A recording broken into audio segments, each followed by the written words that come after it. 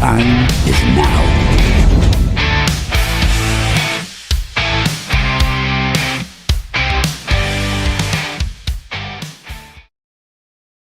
Hello, everyone. Welcome to NUFC Talk TV. We are live with another live match commentary of Newcastle United, this time against Arsenal at St. James's Park. Lovely afternoon in the Toon. Don't forget to smash the like button, subscribe to the channel, become a member if you can. You can super chat right away, highlight your comment, as well as gift memberships away, help support the channel, and of course, give to others if you're willing to. You can do that. We got a long show, a long day ahead of us of Newcastle United content. We are live again against Arsenal tonight. We got a weird looking lineup that we're going to get into in just a second. I'm not sure what's going on there, but we got Gary here, and Andy Bell should be joining us for the watch along as well today to to just react to the game with you and all of us together, really. So welcome, Gary. How you doing? I'm very well. I'm looking forward to this one. I'm scratching my head though. What's happened to Lewis Hall? That's all I'm going to say. It's there's a lot of for me when I look at the side, it's a case of when one player goes out of the team, are we shuffling the pack too much? You were talking about unity. A continuity of the team creates rhythm and style.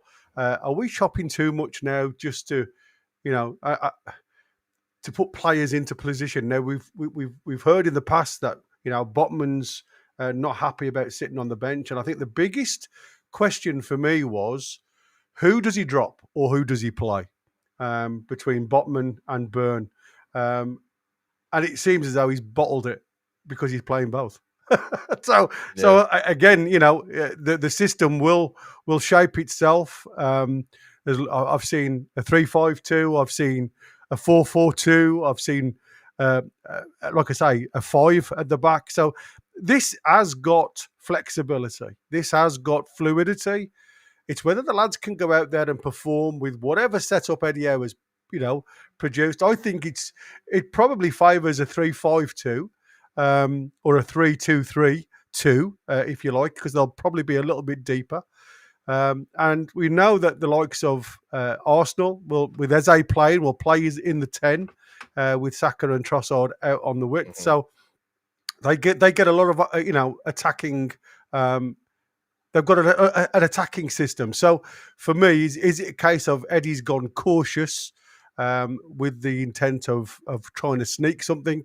But for me, if you're going to play that way, why isn't Elanga starting? So, there's a lot of question marks behind it, mate, to be fair. We're certainly going to bring a lot of those questions up, and I know a lot of people in the chat will have a lot to say about this one. So if he wanted to confuse Arsenal, he's confused everybody, not just Arsenal, the players included, I would assume, and the fans, who wouldn't matter, I guess, because we don't have a say on what happens on the pitch. But regardless, we will get to that with the lineup. First, let's just mention Arsenal's lineup and go from there, get them out the way. It's going to be Raya in goal. It's going to be Timber, Mosquera, Gabriel, Calafiori, Subimendi, Rice, Eze, Saka, Trossard, and Gyökeres for this game. Really strong lineup from Arsenal. Ariza Balaga in the chat of goalkeeper backup. Saliba bench player today. That's interesting. Yeah. I wonder what's happening there.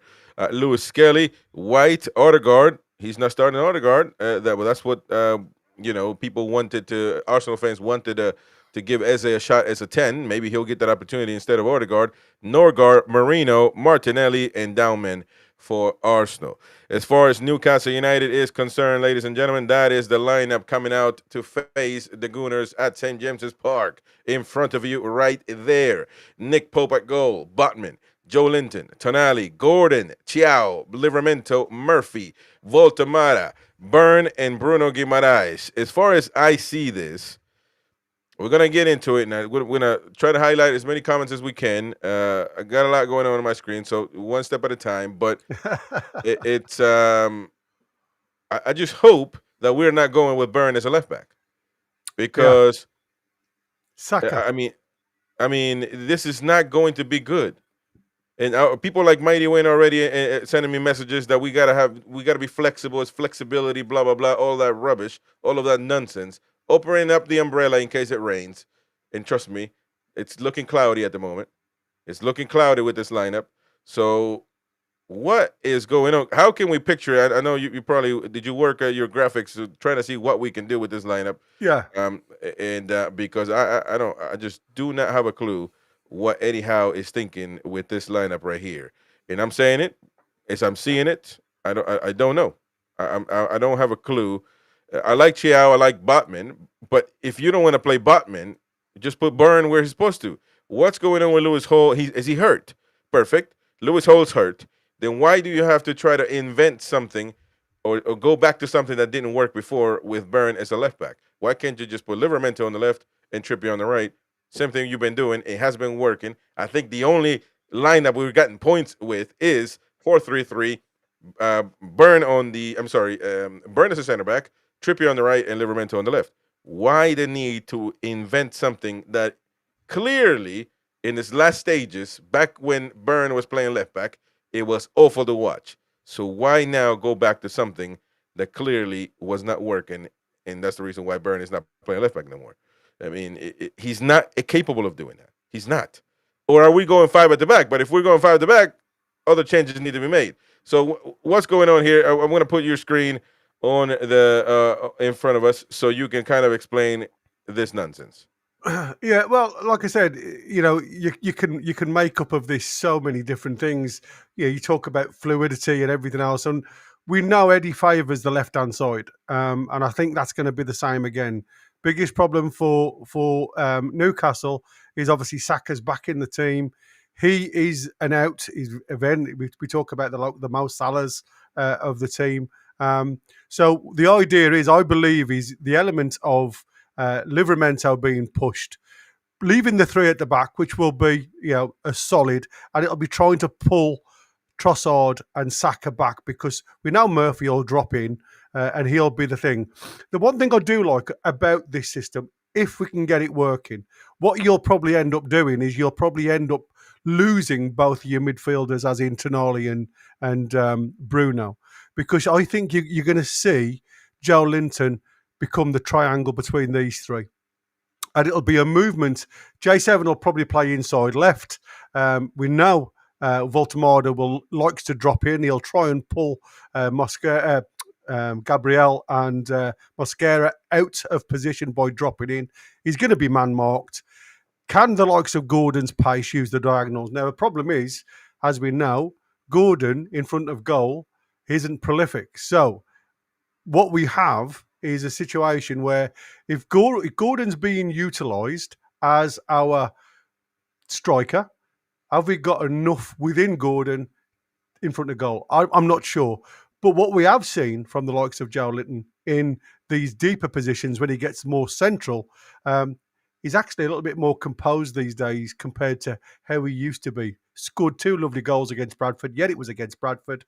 But at the end of the day, I think if that would have been against any opponent, if it had got that space, that is, it would have probably been the same outcome. So he's showing a little bit more guile in front of goal.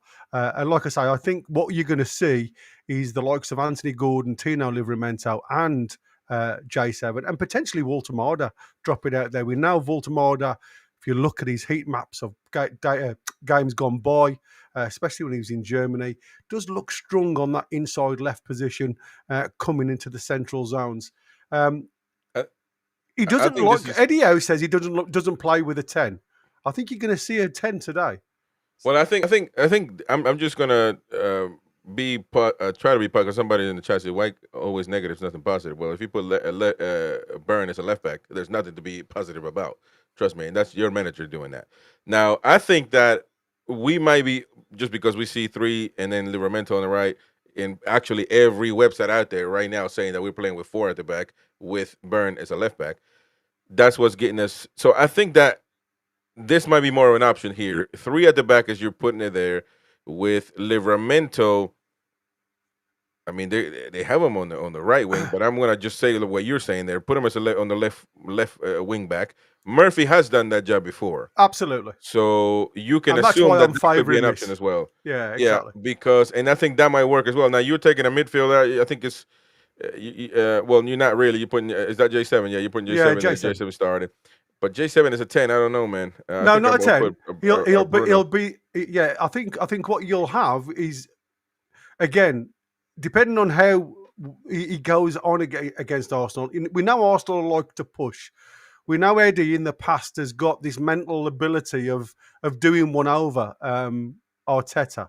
So I think, like I say, this is a different setup, but if they utilise it well and they play to the strength, and that is utilising Voltemada in the 10 zone, because that's where he operates mainly, and you get the likes of Anthony Gordon running into the channels.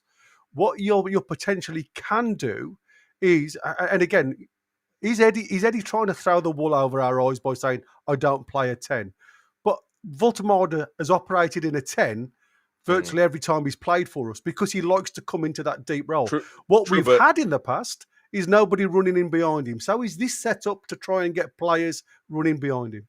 I think it's going to be interesting to see how Voltemada and Gordon handle each other. I think Gordon's going to have to drop down though as a 10 because he can't score for to save his life. So I would keep Voltemada. Now Voltemada's initiative is always going to be just to be a loose striker. That's whatever he wants, and I don't have an issue with that. But if I think they both of them are up there, just say, listen, just let's do whatever we want. Work with each other, pass the ball, do what it takes, and score. But if we focus, if we put Gordon as a center forward and Voltemada as a 10, I think we're going to have an issue because Gordon cannot score. It's plain and simple. Yeah. So And the yeah, reasons why I said about moving one of your midfielders is, like I say, there's been a lot of talk about J7 being the operative, if you like, that will work the left hand side alongside Tino, right. working down that channels, right, and that'll keep Anthony Gordon more inside. But if I'm honest with you, we know J7 hasn't got the beating of a player, if you like. Yeah, he's gangly and everything else, but a lot of J7's work, or his best work, seems to have come from the runs where he's gone, from the inside and then made this diagonal run in towards the D, and that's sometimes for me where you get the best out of him is when he's playing in this little zone here where it's very difficult for players to pick up. So I like the setup, but like I say, for me, I want to see Anthony Gordon instead of being, the direct central player to link up. Loose. There's got to be some movement from him going I, out. You know I what I mean, think to support the runs. I think based on the characteristics of these wingbacks, Livramento and Murphy, I think that we are going to be not a defensive team, which is what I want. I don't want to be a defensive sitting at the back. I think with the No, three, with Berlin wall in the back, we're going to be fine. I yeah, think yeah, we got pace there, and I think we got strength. Now with Livramento and Murphy, I think those are going to be attacking wings. They're going to go forward, and with the midfield, proper midfield, and up front, they just got to figure it out how to score. I think absolutely, I don't have an issue with it. Now that I'm looking at it and we're able to analyze if this is the way. Now, if we go the other way, I just don't. absolutely. I don't want to. I don't want to even think about it going. Burn at the as a left back and all that stuff. So I I think this think will it's be to the one. nullify. Yeah, I think what you've got to Yeah. try and do, and what Eddie's tried to do, we've seen him in the past do this 4-5-1 system. And the problem is with the 4-5-1, as we've seen and witnessed so many times against, big opposition. So, we talk of the Liverpools, the Arsenals, and Man Cities. When he's dropped into a 4-5-1, there's isolation to the striker, whoever it is. Mhm. Even when Isak was playing for us, Yeah. there was nothing there in offer to support Isak. What he's done, he's actually taken, what I believe he's taken a body out of the defence, right? And Mhm. he's just gone one forward from the midfield, one forward, if that makes sense. So instead of Yep.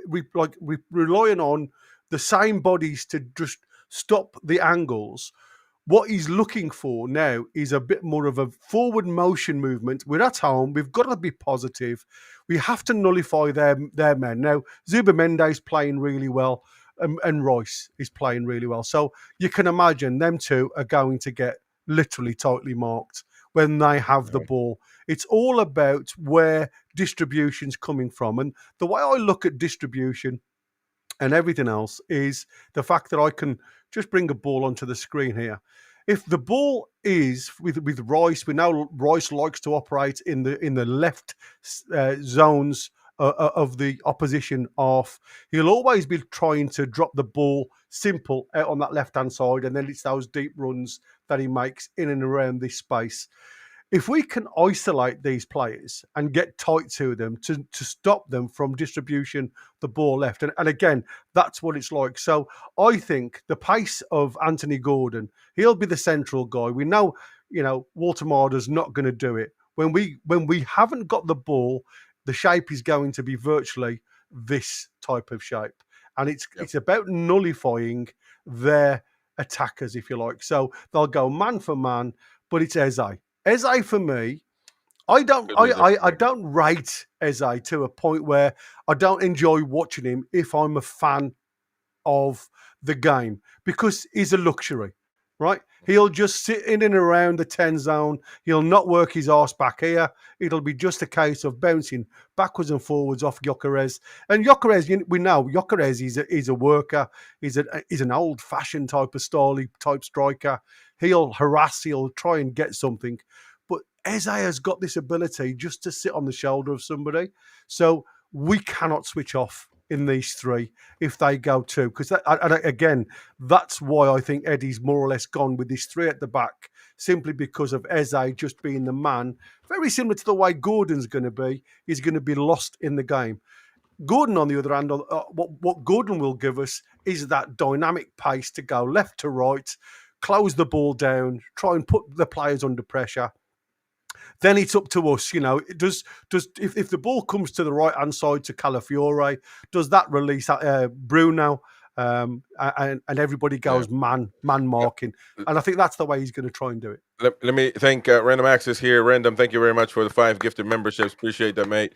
They've gone to Arsenal Avenger. They've gone to Jake. They've gone to Anthony Collins, as well as James W. and Robin Woods. So there you go. Thank you very much, all of you, and congrats. And please renew your membership once it's up. And so we got a lot of stuff to go with today. A mighty win has been going around St. James's, well, not St. James's Park, but the surrounding areas, right outside, right near the stadium, asking fans to agree with him, obviously, and to come on and be happy clapping. And so that's fine. That's it. That's what he likes to do. Either way, let's take a watch at. Let me see here. Wait a minute. What's going on? We gotta put it up. I want to get it sorted in a minute. Let me see. I thought I had it there already. Let me see. No. That's not what we're gonna do.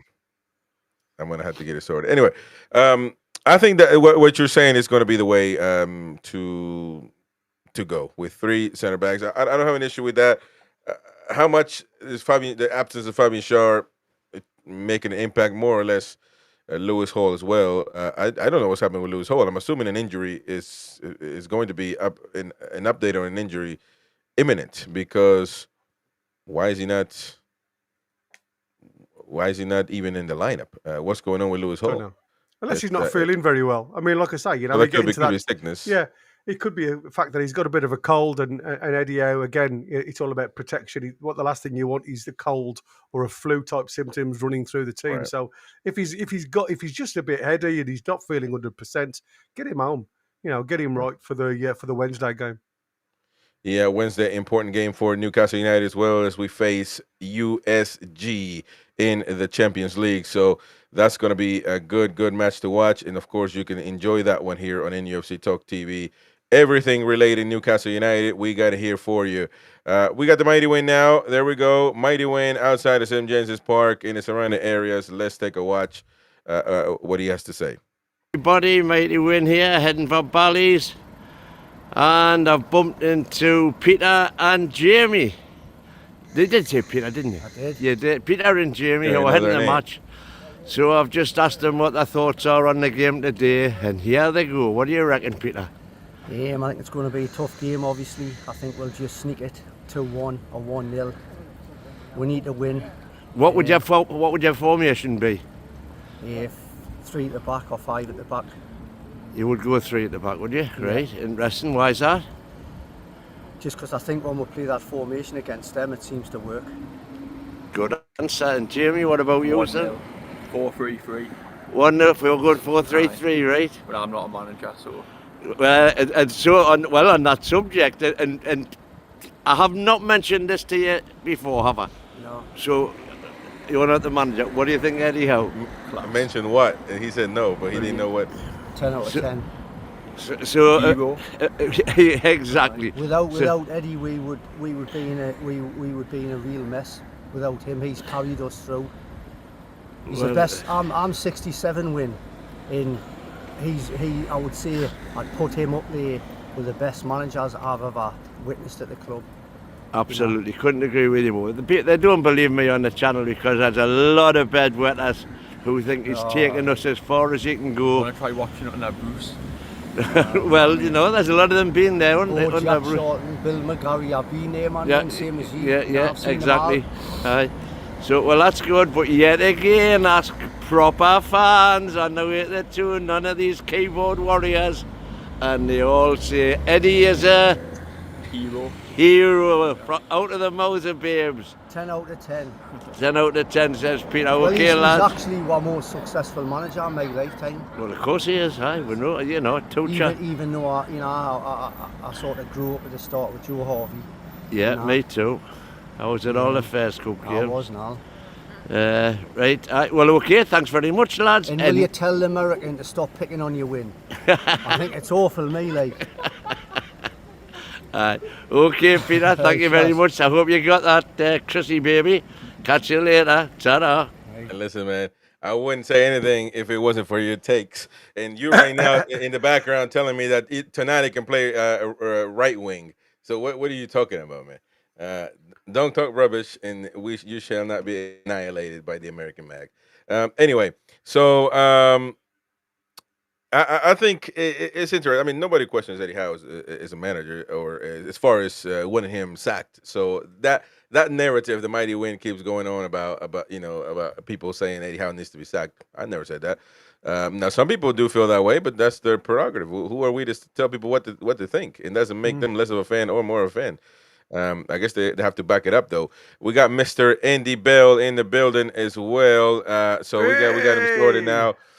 So Andy's we're gonna be watching the game with us, of course. A good game. But Andy, did you get a chance to look at the lineup? I have. Looks an attacking 4-3-3. I'm pleasantly surprised. Well, it actually, I hope it isn't, because that means Byrne is playing left back, and I don't want that. So I think we've managed to use an open mind and make it 3 at the back with the center backs. Livermento on the left, Murphy playing a right wing back type role, who he's done before, and of course, the midfield and up front, Gordon and Voltemare. So I think that would be more feasible, because playing 4-3-3 and Byrne at the left wing, it's just I cannot conceive that thought. I think it's just a cover up on Saka. He's done a good job on Saka in the past. I think that's probably what they're looking at. Byrne doing a good back on Saka? I don't think so, man. I think he's been skinned by Saka multiple times. He's had a couple of games in the past against him. He did one. I remember one away. He did really well against him. Unless my memory's serving us up a keeper here. But I've glanced at it. I haven't really. I've seen it's Waldemar, Murphy, Gordon, Tonali, Bruno, Tonali, yeah, Joe Linton. Joe Linton. So for me, that's Byrne at left back. So really, wow. I mean, Gary, put the lineup back. The one you had. So we can kind of elaborate again, because I mean, it could be. I'm not saying you're 100% wrong. That could be the lineup, but I refuse to believe it is going to be. This is what we kind of. Well, let me just whack Andy Bell's on first, because this is what Andy is surmising. if we just do that, it's a simple task to do. The only problem, like I say, when you're doing that, it's Eze. Who marks Eze? And like I say, we know in the past, Eddie's very favourable down the left-hand side. And what this does is isolate that left-hand side. So, with Anthony Gordon, Dan Burn, even though he has done a few runs down there, he's not really the end product. Julian Timber has been really one to push on this season. If you look at some of his heat maps going down that right-hand side, he's the one that's been supporting whoever's played on that right-hand side, whether it be Saka or Madueke. So, again, somebody we've got to watch. Yep. Sorry. Oh, that's all right. Go on. I've just had wind in my ears, which is it's like Weird. I say, my brain just can't cope.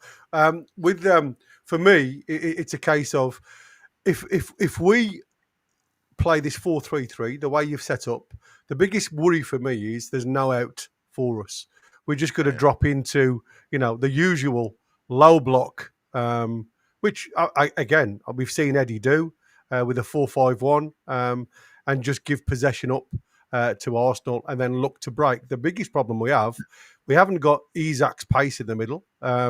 We have got a player who I believe holds the ball up a lot better than Isak used to. He's a lot stronger with the ball at his feet, and he likes to give and go.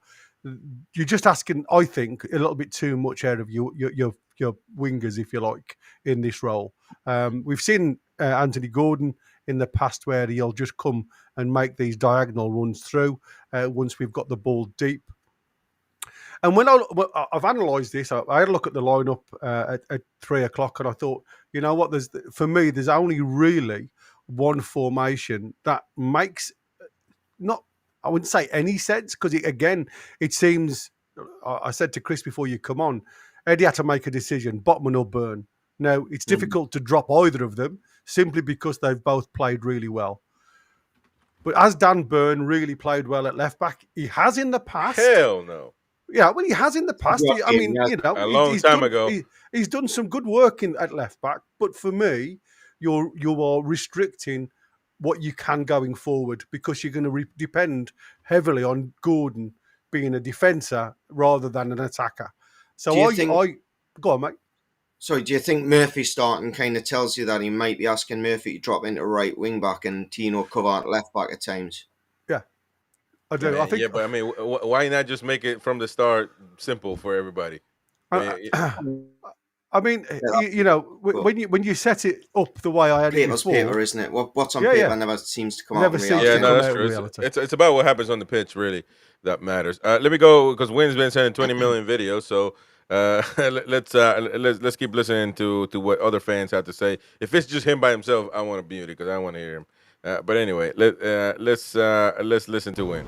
Interesting little exercise I've just carried out in Bally's there, in the light of the ongoing discussion in the forum. Should Dan Burn start? And it's a very limited sample, obviously. I've asked about 30 people, should Dan Burn start? Sadly, none of them are prepared to come on camera. They're all camera shy to verify what I'm saying. But every single one of them says Dan Burn should start. So it's a lie there if you can't prove it. All this business that Botman should automatically replace Burn is poppycock. We're taking his word for it, though, aren't we? Let's be honest. Well, yeah, that's is nonsense. Nobody else said that, as far as I'm concerned, because he can't prove it. So, but that's not the point, though. See, you see how Wynn changes things in order for his convenience. Nobody said here. Some people might think that Botman needs to play instead of Burn. Fair enough, to be honest. But nobody's here said he needs to come off as a center back and Botman needs to be in his place. And that's what Eddie Howe should do, or that's what we're whinging about, quote unquote whinging. No, I don't want to see Burn as a left back. Totally different conversation. It's a totally different conversation. So, yeah. I think the shape Gary's just put up on there is more likely what we're going to go with today. I think so as well. I think so too. 'Cause I don't think Eddie Howe will go back and and do what didn't work 2 seasons ago. So Mighty Wayne here. So Chris, do you agree with the lineup and the options it offers, and double or double you not? And if not, what will yours be? Here's the point, mate. I don't agree with 4-3-3 and Burn is a left back. That is a travesty. We're gonna lose 5-0 tonight if we play like that. I do want the lineup that Gary ended up coming up with another option, which is those 3 center backs at the back with Livramento on the left wing and Murphy on the left back wing type thing. Midfielders and the 2 center forwards up there with Gordon and Voltamara. I agree with that. I think that could actually be really dangerous for Arsenal. I think that lineup right there would be really devastating for Arsenal. That would be a great lineup, but not 4-3-3 with Burn at the back. That ain't going to happen because Saka will be hunting at the zoo if that's what happens. I'm telling you, man.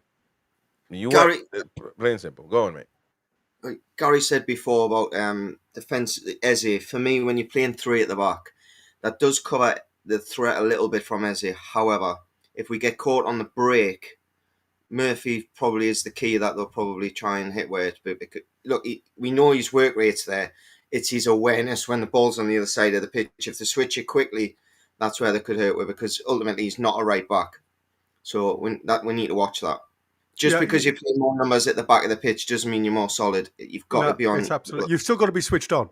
And what I love about this is, like, we've heard in the past about these trigger points. Dan Byrne, when he was doing his chat, where he says that when the ball's in a certain position, what you get then is trigger points for one of the 3. If everybody's pushed up to go and play in midfield, go and play in that 6 role. And before it was Shaw and Dan Byrne, leaving Botman being the anchor man, if you like. And I think it's very similar to what you'll see today. I think if you get the likes of, I do think we're at home makes a massive difference to the how we play scenario, simply because a lot of fans won't accept us defending at home. It'll be a case of, what are we doing? We're at home. We've got to get to them. We've got to get at them. Confidence against Arsenal at this present moment in time should be absolutely 100% high, simply because our previous record. So for me, you've got that extra oomph, that extra 5% from previous performances. They have to work off that. That should be part of the team talk of Eddie Howe coming out of the tunnel, getting the lads onto that field of play in that positive mentality and being able to go and progress the ball quickly to the lad who has been absolutely solid at holding that ball up and bringing in other players. Now, the pinnacle for me will be whether it's J7 or whether it's Bruno Guimaraes, and I'm sure it'll be both of them, one on the left, one on the right, and maybe you'll get Gordon playing a bit more central, if that's the case. He'll be the one that does that light run in behind to try and separate the 2 defenders.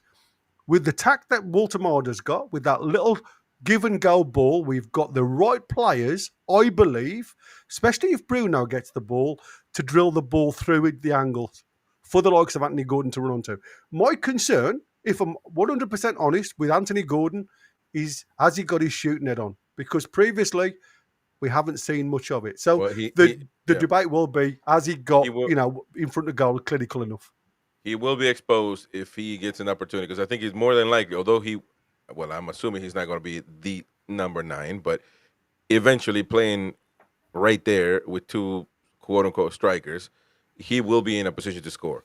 He needs to start scoring. I mean, he can't just keep missing shot after shot, because that's going to be detrimental for us. More fans outside Bali's here with Mighty Win. Let's take a watch. Just to add there, Chris, to go on. About the confidence. If you look at the previous wins we've gotten against Arsenal, I remember a couple of seasons ago, we totally outplayed them at home. It was towards the end of the season. The atmosphere that day was brilliant. Going back to what Gary's saying, the stadium's not going to accept we're sitting in like we did it with Rafa. So we've had an occasion recently where we bullied them and beat them, and we've also had an occasion where we've played them and beat them. So we know that we man to man we can outmatch them physically and determination, and we know on the day we can outplay them as well as battle them. For me, the first thing is if Odegaard starts, their playmaker is go in hard, see if it shrivels up, and if he shrivels up, what I've noticed with Arsenal is once one of the leaders shrivel, it's a domino effect. It goes right across the side. So we can put a foot in early for me, as well as trying to express ourselves, playing as well as being physical. Then we'll tell them, look, you're in a game either which way you want to play it. Yeah. All right. Some fans outside of Bally's near St. James's Park. Hello, mighty Winnie. You'll never believe it. I've actually found a fan in Bally's who thinks that Dan Burn shouldn't start. What's your name? Regan. Regan and David. Dan Burn should start. we've got Regan and David. Regan is the first one I've asked out of, this is now probably about 50 people in Bally's who are saying that Dan Burn shouldn't start. So what would your lineup be, Regan? My team for today, if I was manager, would be Nick Pope in goal, left back Lewis Hall, Botman, Chow, centre back pairing, right back Livramento, midfield Joey, Bruno, and Tonali, up front Alanga, Voltemada, and Gordon. I think that's our strongest 11 there. Right, and you disagree? I mean, long term, Long term. you can't drop Big Dan Burn. You can't drop a current England centre back, eh? No, his defensive contributions, like the way he puts that last tackle in, threatening the box, especially against Arsenal, who are a bit weak at the back. Gotta be ruthless to win leagues, though, aren't you? Gotta be ruthless. I would say today it's got to be a back three, centre half, so Burn, Chow, Botman, wing backs, Trippier, Livramento on the left, he might play a hole. The usual three in the middle, and then probably Alanga, Voltemada, and then Gordon on the left. Right, and what's your prediction, boys? I'm going to say 1-1. I'm going to be conservative and say 1-1. 1-0 Newcastle. 1-0 to Toon. Voltemada. Without Dan Burn at the back, you're going to keep a clean sheet. Why? I think you'll start Burn, but I don't think you should. You don't think you should? Well, that's it. There you go. You can't say I am biased, folks. Yeah, well, there you go. I've got 50 a one on for you. You are biased because 50 people that nobody's even heard of, you're speaking on their behalf. Those ghosts, it's like those dead people votes in America, the last election. Yeah, they don't count. But listen, nobody, again, you keep the other fan on the left kept talking about we need those contributions, that last tackle, blah, blah, blah. And nobody's talking about his defensive efforts, man. If you want to keep him as center back, fine. I'm not having an issue with that. He's not a left back. Plain and simple. Do not mix the two together. Let's go with some comments from this chat here, though, and react to those. Don Milburn, far too cautious, and 55 million on Ilanga just to play Murphy in a massive game like this. We are knackered 4-0 today, says Dom. Dr. Abu says, team selection, once again, an issue. How much more time are we going to allow before serious questions are asked, says Dr. Abu there. Steve Gotti, Burn instead of Trips or Kraft is more Eddie Howe's favorite, and he will cost us. Jake here says 4-3-3. It seems, but we'll change with and without the ball throughout the games. Says Jake. Abu Essa says Burn left back. Oh my days, he's going to get smoked. If that's the case, I guess I do agree. Steven NUFC, the idea of Burn at left back is bringing up bad memories. Exactly, man. People forget so easy, man.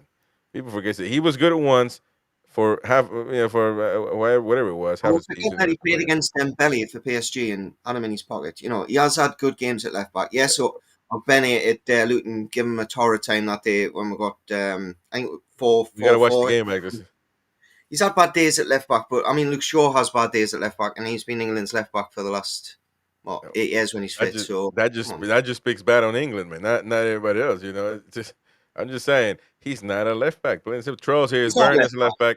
It's crap, and I can't see that he has improved, to be honest. So there you go. And again, I think for the love that Eddie Howe, that I have for Eddie Howe, and I do love him. People don't think that way, but I do.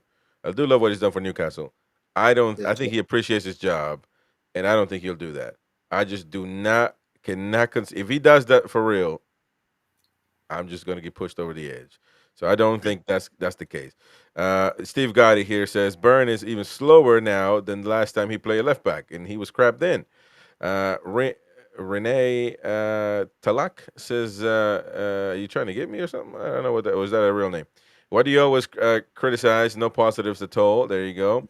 And NUFC Truth, back to the coward tactic, and you lot think this manager is world class. Go get medical help. This man. Hey, I never say he's world class.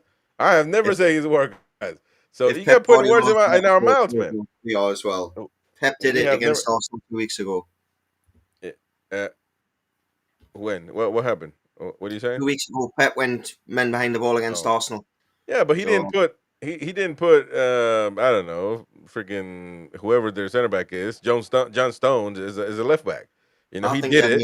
Left back, I think. Well, but Nathan Ake is actually, he's a centre back, really. He can't play left back, but I don't think he'll go to Byrne left back simply because Byrne's been interviewed and said that he's put on a lot of muscle to make sure that he can be a more physical presence at the back. The problem with that is if you put muscle on and mass, you're not going to be as mobile as your previous were.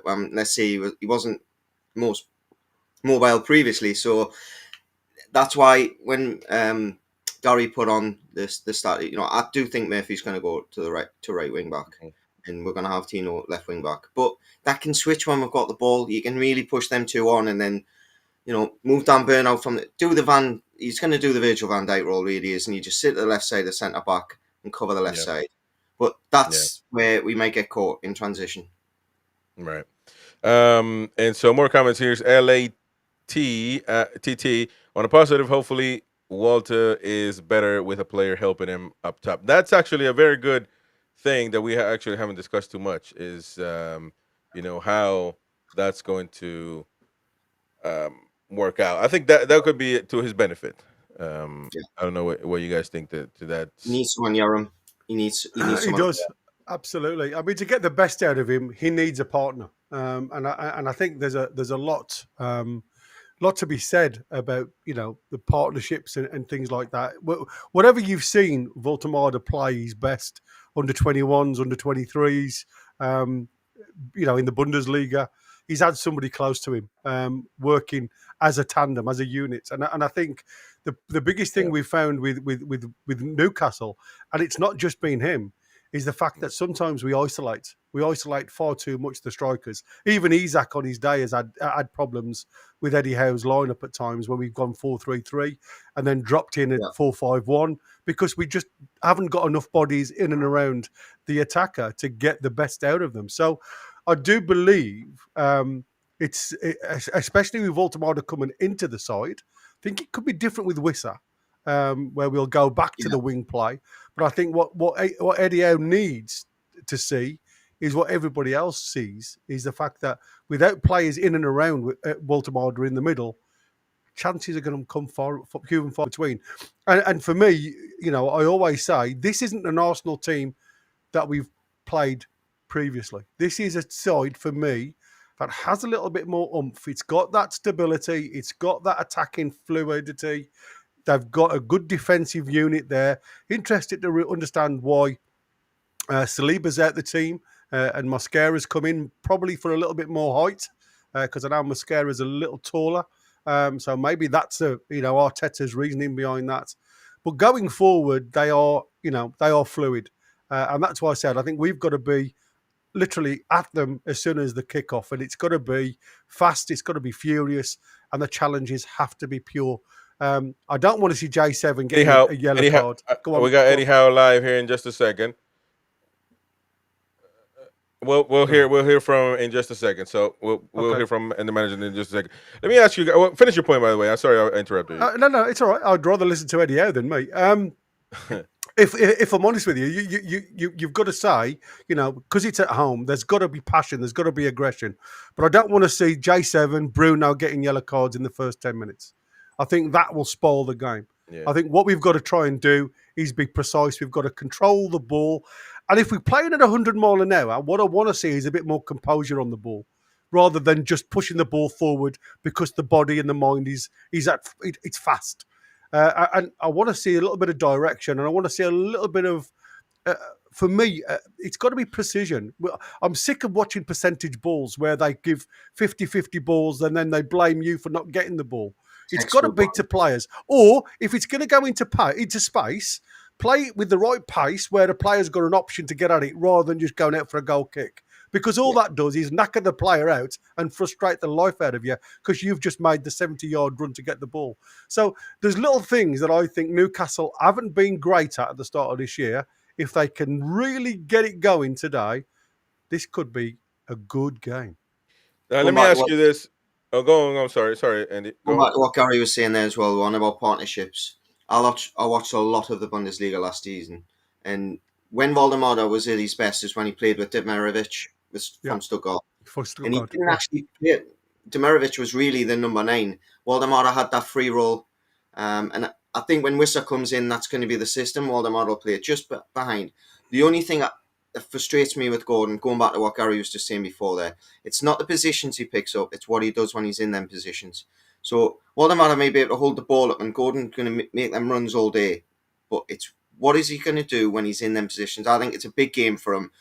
Again, I was at the game on Wednesday. He gets into positions and it's his technique, his ball striking is very poor. I think Tim said it was scrappy, and I think that sums him up pretty well. Harvey Barnes in that area, he strikes the ball a lot cleaner, but he doesn't potentially get into positions as Gordon because of Gordon's pace and movement. So hopefully them two we can start to see a little bit of signs of maybe partnerships, because it's not going to be just Wissa and Waldemar all season. We need another option. Yeah. We should be having Eddie Howe live in just a few seconds. I do have a question for you to answer. If not after Eddie Howe comes up, who is your biggest threat for Arsenal? Who do we need to keep an eye on? Is it Eze? Is it Saka, who last season you would say is their best player, but Eze not doing too bad right now? So let's take a listen to Eddie Howe.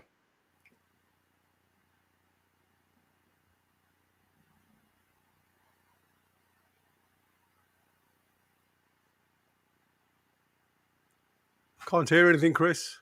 Oh. Ourselves on detail and tactical plans. Is that better? Yeah. I think they've been intriguing games. We've really enjoyed them, both home and away, and we've had some success. We've had some failures that we've tried to learn from. Today will be, I think, another great game. So just looking at your team, it feels like you could line up a couple of different ways with a 4 with Burn at left back or a 3 at the back. But is almost the variety and the flexibility to keep, obviously, us, but more importantly, Arsenal guessing. Is that sort of the point? No, you don't do it to keep people guessing. That's irrelevant. It's how we perform on the pitch. So, yeah, there's a few different ways we can go. Even in running, there's a few different things we can do to change our shape if we need to. But we have, I think, a strong team. We're looking forward to seeing that team gel together. There's some changes from our last game, but I do think it's a strong squad. So if you don't need to keep people guessing, would you like to tell us, is it a 3 at the back or a 4 at the back? No, you'll find out within no time.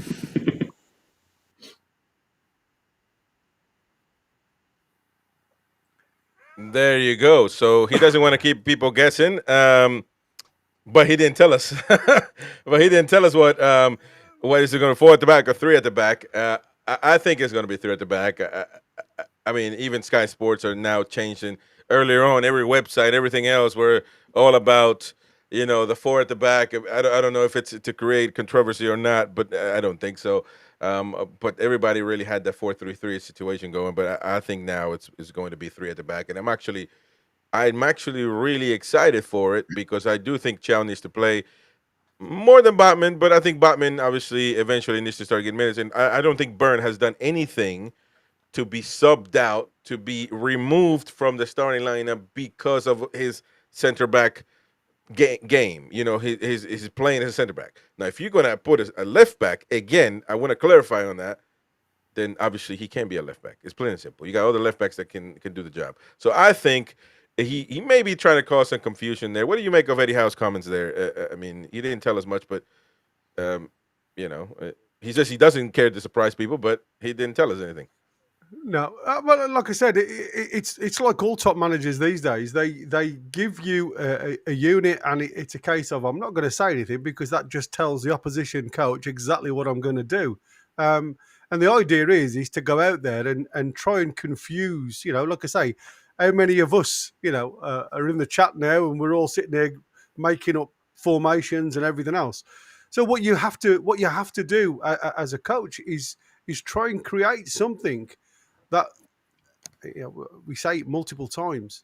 The idea of being a coach when you're playing well as a unit, and I think that's the big word, playing well as a unit, is you make the opposition coach change. And if you can do that, it screws them up more than it screws us up. We continue to do what we do best and play football. And if they have to change, if they have to drop players back into a slot, Saka has to drop back, Trossard has to drop back, even Eze has to drop back to cover certain spots, then it's changed the mindset of them attacking. I think you're going to see lots today of 5 at the back. You're going to see lots today of 5 central. You're going to see a massive change in fluidity. You could even go to a 4-4-2 at times, depending on where the ball is, and how Eddie Howe has made these trigger points to when we push on or when we drop off. You asked a question before. Yes. Of who you think our danger man is. I'm going to put it on the screen for you. If you want to throw it up. Again, this guy is one of these guys that sometimes will frustrate the life out of you. And other times he'll give you everything you ask for. And it'll be Trossard, because what you've got is you've got 3 players that will move. Eze sits on the shoulder and he'll come across onto this section here. Gyökeres will want to go near post, especially if Saka is down on the near post. He'll do that gamble to the front post. Eze will stay central, and it'll be that little movement there. The ball runs across the 6-yard box, between the 6-yard box and the 12-yard box. It'll be Trossard that will potentially cause us a lot of problem. And again, that's why I think Trossard is one of them players that frustrates a lot of people, because he's either in the game or he's out the game. And I hope, if I'm honest with you, he's out the game a lot more than he's in it today. But he's the one for me that could potentially, especially with Saka's movement. We know he likes to come in onto his left foot and try and strike a ball down into this bottom keeper's right-hand side. So if he fumbles anything, the likes of Trossard will eat and drink that up all day long. So we've got to be... Yeah, absolutely. And that to me is the areas of concern. We know Saka will come inside. It's what we can do to nullify. Keep him on his weaker foot, that's what I say. Keep him running down the line, and if he tries to whip a ball in, I'm hoping there's enough strength in the midfield, in the back line, to whip it up. Any ball in the air should be meat and drink for our lads, to be fair. Goes back to Gary. I don't know if you remember. I'm not sure if it was on here or back in the day. Newcastle fans say I got lynched because I said, when we had ASM and one about, I said I'd rather have Trossard than ASM, although they're very similar in the sense that they're going to frustrate the life out of you. But from distance, Trossard's an absolute nightmare. He's a pocket rocket in the box. He's good in the air considering he's not the biggest player. And he always plays, he's always willing to make that unselfish run for another player. And that is so underrated. Going absolutely. back to the 2 goals that we scored last season where Bonds has killed one in, it's all been because of an unselfish run by somebody in midfield. I think actually most of the time it was Longstaff, and not giving him his credit, but them little actions that people do when they haven't got the ball has a knock-on effect, because we commit defenders away, and that little bugger's a handful from outside the area. Yeah. So who would be the one player though that you think? So is it Trossard that you're agreeing with Gary there, or I think Eze personally, but Trossard's a good shout. Yeah.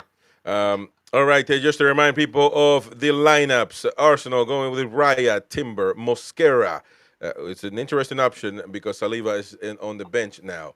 Calafiori, Gabriel, Subimendi, Rice, Eze, Saka, Trossard, and Gyökeres. Letting us know in the chat who you think will be the man that we need to watch out for. Let us know in the chat.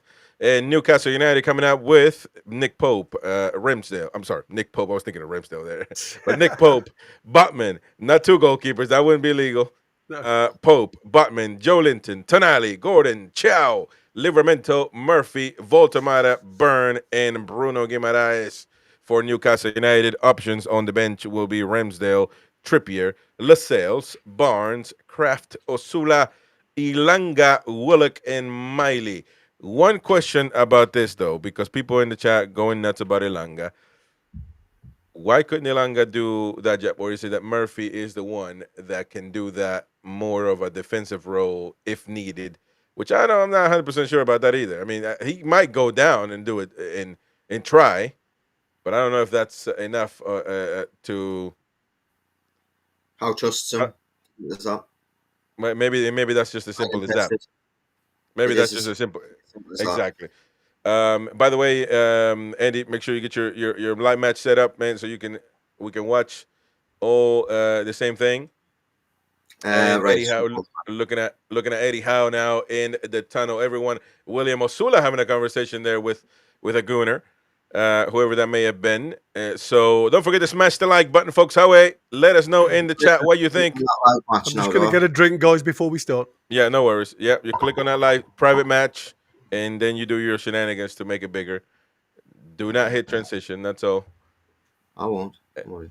And there we go. Bukayo Saka, ladies and gentlemen, leading the walkout. Captain, young captain for Arsenal as well as Bruno Guimaraes, captain for Newcastle United.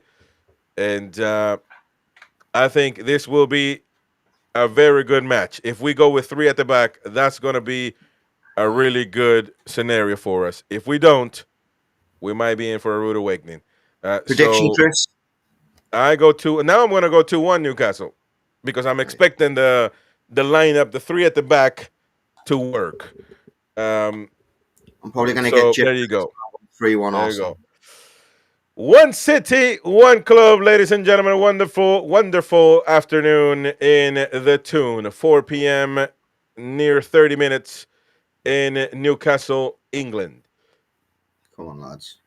Gordon with the headband. That hasn't changed. Maybe we need to sort that out. Some fans lose their mind, over that stuff as if it matters. But hey, it is what it is. His best form when he had his haircut. That's what people say. Superstition, random access with another 5 gifted memberships. That is £25 from Mr. Random Access. That's £50 now altogether from him. Appreciate that very much indeed, buddy. Thank you very much, Random, top donator of Newcastle and NUFC Talk TV. That's going to Jazz, that's going to Dowsey, it's going to Turji Breke, it's going to Susan Figan and Kippa. So congratulations to all of you, and please renew your membership if you are up and about. Folks, hit the like button, react with us. You will see the time so you can sync with us if you can. Stay in the chat. Let us know what you think. Newcastle United need the 3 points, I would say, because we're not looking too good when it comes to points, man. We need the 3 points. We only got 97 likes. Come on now, hit the like button. 100, we'll score first. Come on. There you go. If you hate the Mackhams, hit the like button. Yeah. And boy, the Mackhams are doing good now, boy. So we need them 3 points tonight. And this is very much possible. We're never scared of Arsenal, of all those teams. We're ready for it. But I just hope we get the lineup right. I think that's going to be very important. And that looks a sellout to me. Oh yeah, proper sellout, man. There's that is never going to be in doubt. That is never going to be. Even if it takes kids from Dundee, it'll be full, baby. Don't worry about it. I could have had Anthony, but I wasn't paying £102 for a ticket. Anthony, I don't know. As an American one, I would have paid that. Because in America, that's nothing. You get paid more than me. Well, I'm saying because I would, in America, tickets are that's really what you would. Some are cheaper though. Some are cheaper. I mean, salaries, man. I'm not yeah. So here we go, ladies and gents. Don't forget to smash the like button. Help the channel grow and reach more Newcastle United fans. We got a very tough game, but I think it can be done. Eddie Howe, the man in charge, the man to decide the lineups, the man that come on and battle the Londoners. It is the battle of Newcastle. Come on. I'm just going to go and get a beer, lads. I'll be 2 seconds. Yeah. No worries, No mate. spoilers in the chat, guys. Please try and keep it down if you're a couple of minutes in front of us or so. Everybody getting ready. Voltamara, the man of the hour. Can he score tonight? Only time will tell, ladies and gentlemen. Time will tell.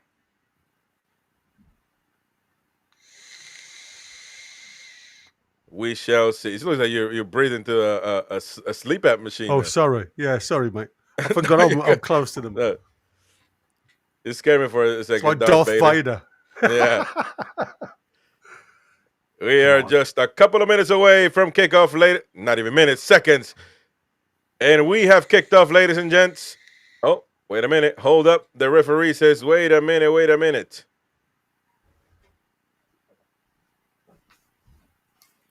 Certainly, kickoffs have been weird as of late in the Premier League. But we are underway now, folks, in Newcastle, St. James's Park. The one and only Newcastle United against the Gooners.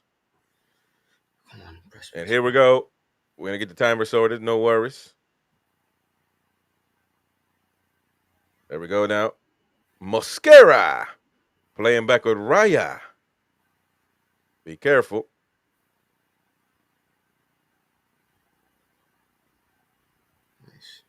There we go. Newcastle United back with the ball. Sven Botman.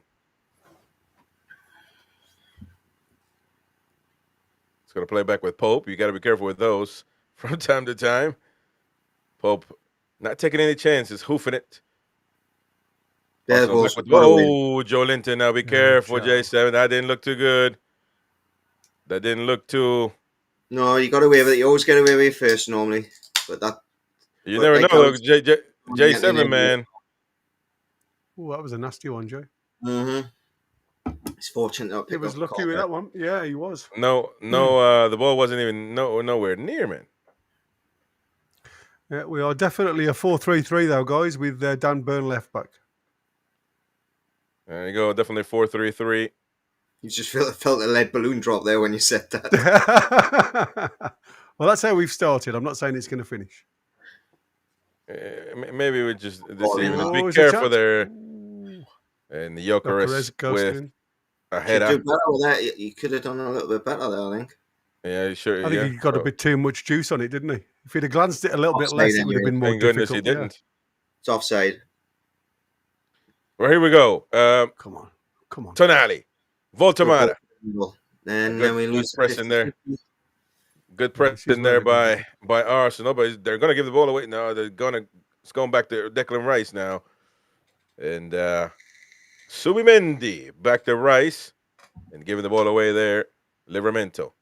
And Livramento is right back right now, so they are playing 4-3-3. It is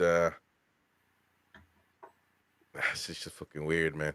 But anyway, Voltamara, not Tonali. Nothing wrong with Hall, apparently, as well. I've just found out. He's just giving him a rest, as he did with Murphy in midweek. All right. Injury that he got, he was saying, I didn't realise it was a serious. He must be struggling to really 100% get back up to his best. But hey, we've learned before, if you rush people, you feel it later. Absolutely. Yeah. Welcome back, Queen of Heart, to the membership club. Appreciate it. Yeah, welcome, Queen. Tonali. Hope you're doing well. Tonali there. Burn is a clear left back right now. No doubt about it. And now the ball is going to Jacob Murphy. Voltamara. Going to Murphy again, who finds the ball. Can I get through Calafiore? Well done there. And that's going to be a throw-in for Newcastle United. Dan Burns staying off for the long throw, maybe. Yeah, well, this seems to be very popular again now, doesn't it? We've gone back to a couple of decades. The snobbiness has gone away, mate. It has. Do you think pep football is starting to drop off now? As people are obviously tactically setting up for that high pressure. That shouldn't have ever been a thing, really. Everybody should have a personality to do what they want. There's many ways to win be careful. football. Raya's long throw. Here we go. Raya's long throw. And now Yoker is on the run. And Nick Pope is going to have to figure out a way. He hooves it. There you go. And not even, you tell me, how can you not hoof?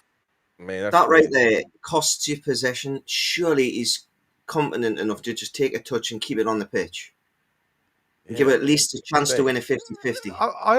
I mean, what is he, a left footer or a right footer? Because he's shit with either. Good question. I don't think it's either. Yeah. I think he had the problem I had when I was a kid. I had to wear shoes that were either too small or too big because my dad was a tight ass, and I think it's had an effect on the shape of his feet.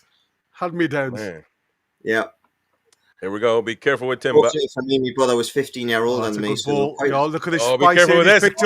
And there, my goodness, that was too What close. a great save that is. What a class save that is. Man, oh man, my oh my. Eze there with a clean shot. Oh, just what a block there. Yeah. That would have gone in, no doubt about it. Look at that one. Ooh. See, just as we're talking about his feet, goes back to, as long as he keeps doing that, I don't care how bad he is with his feet. Wow. Well, we got to be careful there. And that's going to be a corner, of course, for Arsenal. Everybody in the box. Bukayo Saka to execute this corner for Arsenal. Set piece goals since August 23, 44 for Arsenal, most in the Premier League. Newcastle third, which is weird because I don't remember Newcastle don't seem to scoring be getting a lot, do we? No, the punch there by Pope. Be careful, Tonali, with the emergency hoof. Yeah. Come on, win it. That's it. The ball's going back. A little bit of pressure from Gordon. Gordon. Be careful, Gordon. Don't want to get sent off. My goodness. Yeah. Calafiori there against Livramento. Calafiori again with the ball. Eza. He's a good footballer, Calafiori. Oh, yeah. For a fullback. Trossard. Timber. And now back to Timber. Timber looking for an option. Timber there. The ball to Gyökeres. Be careful. Gyökeres with the shot. I see him a little bit weak, though. Now, Murphy on the left side of things. And there we go. Jacob Murphy on the run. Well done, Murphy. Murphy. The pass was not good. I mean, you could have said he could have kept on running, though, I think. Yeah. And there we go. Arsenal back with the ball. Arsenal with the possession. And in control at the moment. Yeah. Bukayo Saka on the right wing.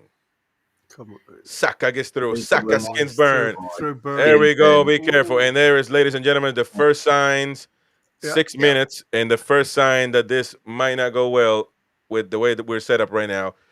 I wonder if Eddie Howe has an emergency switch to put it 3 at the back and the wing backs, as we mentioned there. But look at that. He mentioned in his interview, because of the personnel he's put in the side, we are able to mix it up. If there's any hint or an elbow on the side to him, that was it there, right there. One thing about it is you can get past me, but you're not gonna make me look like a fool. And unfortunately, Dan Burn trying to defend that it looks weird, man. You know, it looks not fit for purpose to use somebody else's words. But that's a good defensive play though by Botman. Yep. Come on. I mean, they are literally over the top of us, though, aren't they? When we high up the field, they're looking for that long ball every time to try and eliminate the press, if you like. I mean, they're not playing to their strengths because, really speaking, any long ball should be meat and drink for us. But it's going to be interesting to see where how that plans further down in the game. Good ball down the line. There you go, Timber. Gordon can't get through Timber. Got to be stronger there. Yeah, much stronger. And Arsenal very sharp now with their passes. There's so much crisp and quick on the ball, aren't there? Yeah. Declan Rice. Subimendi. See, that's a 5 across the midfield, and then one goes for the press. Once one comes out of that 4, the rest try to follow, don't they? Yeah, they're all trigger points, aren't they? When they when they go, like I say, like we just push on. The trouble is, like I say, Voltemada just isn't the pacey guy as we've had previously. So they can play around him quite easily, and fall back into a shape. And I think that is us. It's like I say, I don't want to show too much respect to Arsenal because, like I say, they can play through you. We've seen that, and they'll play for 90 plus minutes. So, like I say, even 1-0 up, we can't afford to sit too deep. Nope. Here we go. Mosquera. Looking for somebody there. I don't know what that pass was for, but the goal ball's going back to Newcastle. And now can we play from the back? Can we keep the ball a little bit and not give it up? Sven Butman is going to play with Chow. Back to Pope. Oh, Jesus. 3 passes Pope and is- move went backwards. Give it to Butman. Good ball up Altamada there. Come Now on. get to the Come on, ball. Volta. Gordon looking for it, and Newcastle United managed to get the ball there's back, a and now chance here. Voltamada. We got 3 on 2 here. On the Yeah. run. Nick Voltamada is going to give it to Gordon. Be careful, Gordon. Gives the ball away, and now he gets it back. Come on, well done. And Byrne, here we go. Byrne is left with the That's cross. a good ball. Ooh. Nice Here's a ball good ball. there. Interesting. And Murphy. Get Murphy it outside under, the Murph. box. Get it under. Jacob Murphy with the cross. That's It's another going to be good ball. Byrne there, but Ooh. That and was that's gonna unlucky, be that. a corner for Newcastle United out of nowhere, and you could tell Burns' face, though. He's out of breath. He's out of breath. Oh, he was outside. He's He was offside. outside. Yeah. Yes, Yeah. yeah. They're not going to Linesman call it. hasn't give it. No. Oh, no, not at all. No, Corner. it's He just- gave a corner. Ooh, wouldn't that upset Arsenal fans, you know, when the ball was Oh. over the line and we score from this Oh. corner? If That- they that- score, That if was we flask score, of you better tears. believe it. If we I'm score, sure you he'll better blame the believe it. ball. There we go, ladies and gents. Newcastle United's first corner. Come on. Tonali with the Good shot. corner. Go on. Ciao! Oh, Ciao! And, oh, Heads it Well down, done well. there, Malik. Decently the fact well that we're done getting there. the first connection on the ball, Yeah. Livertino Livramento. You can see exactly what they're trying to do, though, and implement, can't you? Get it out your feet, Go on. Pope. Oof, my goodness gracious. Jesus. Yeah, just give it straight back to them, though, don't you? You know what I mean? Yeah, It's it's like, what is the point of that? Yeah. yeah. And It's here these we go. things that I keep getting media things pop up.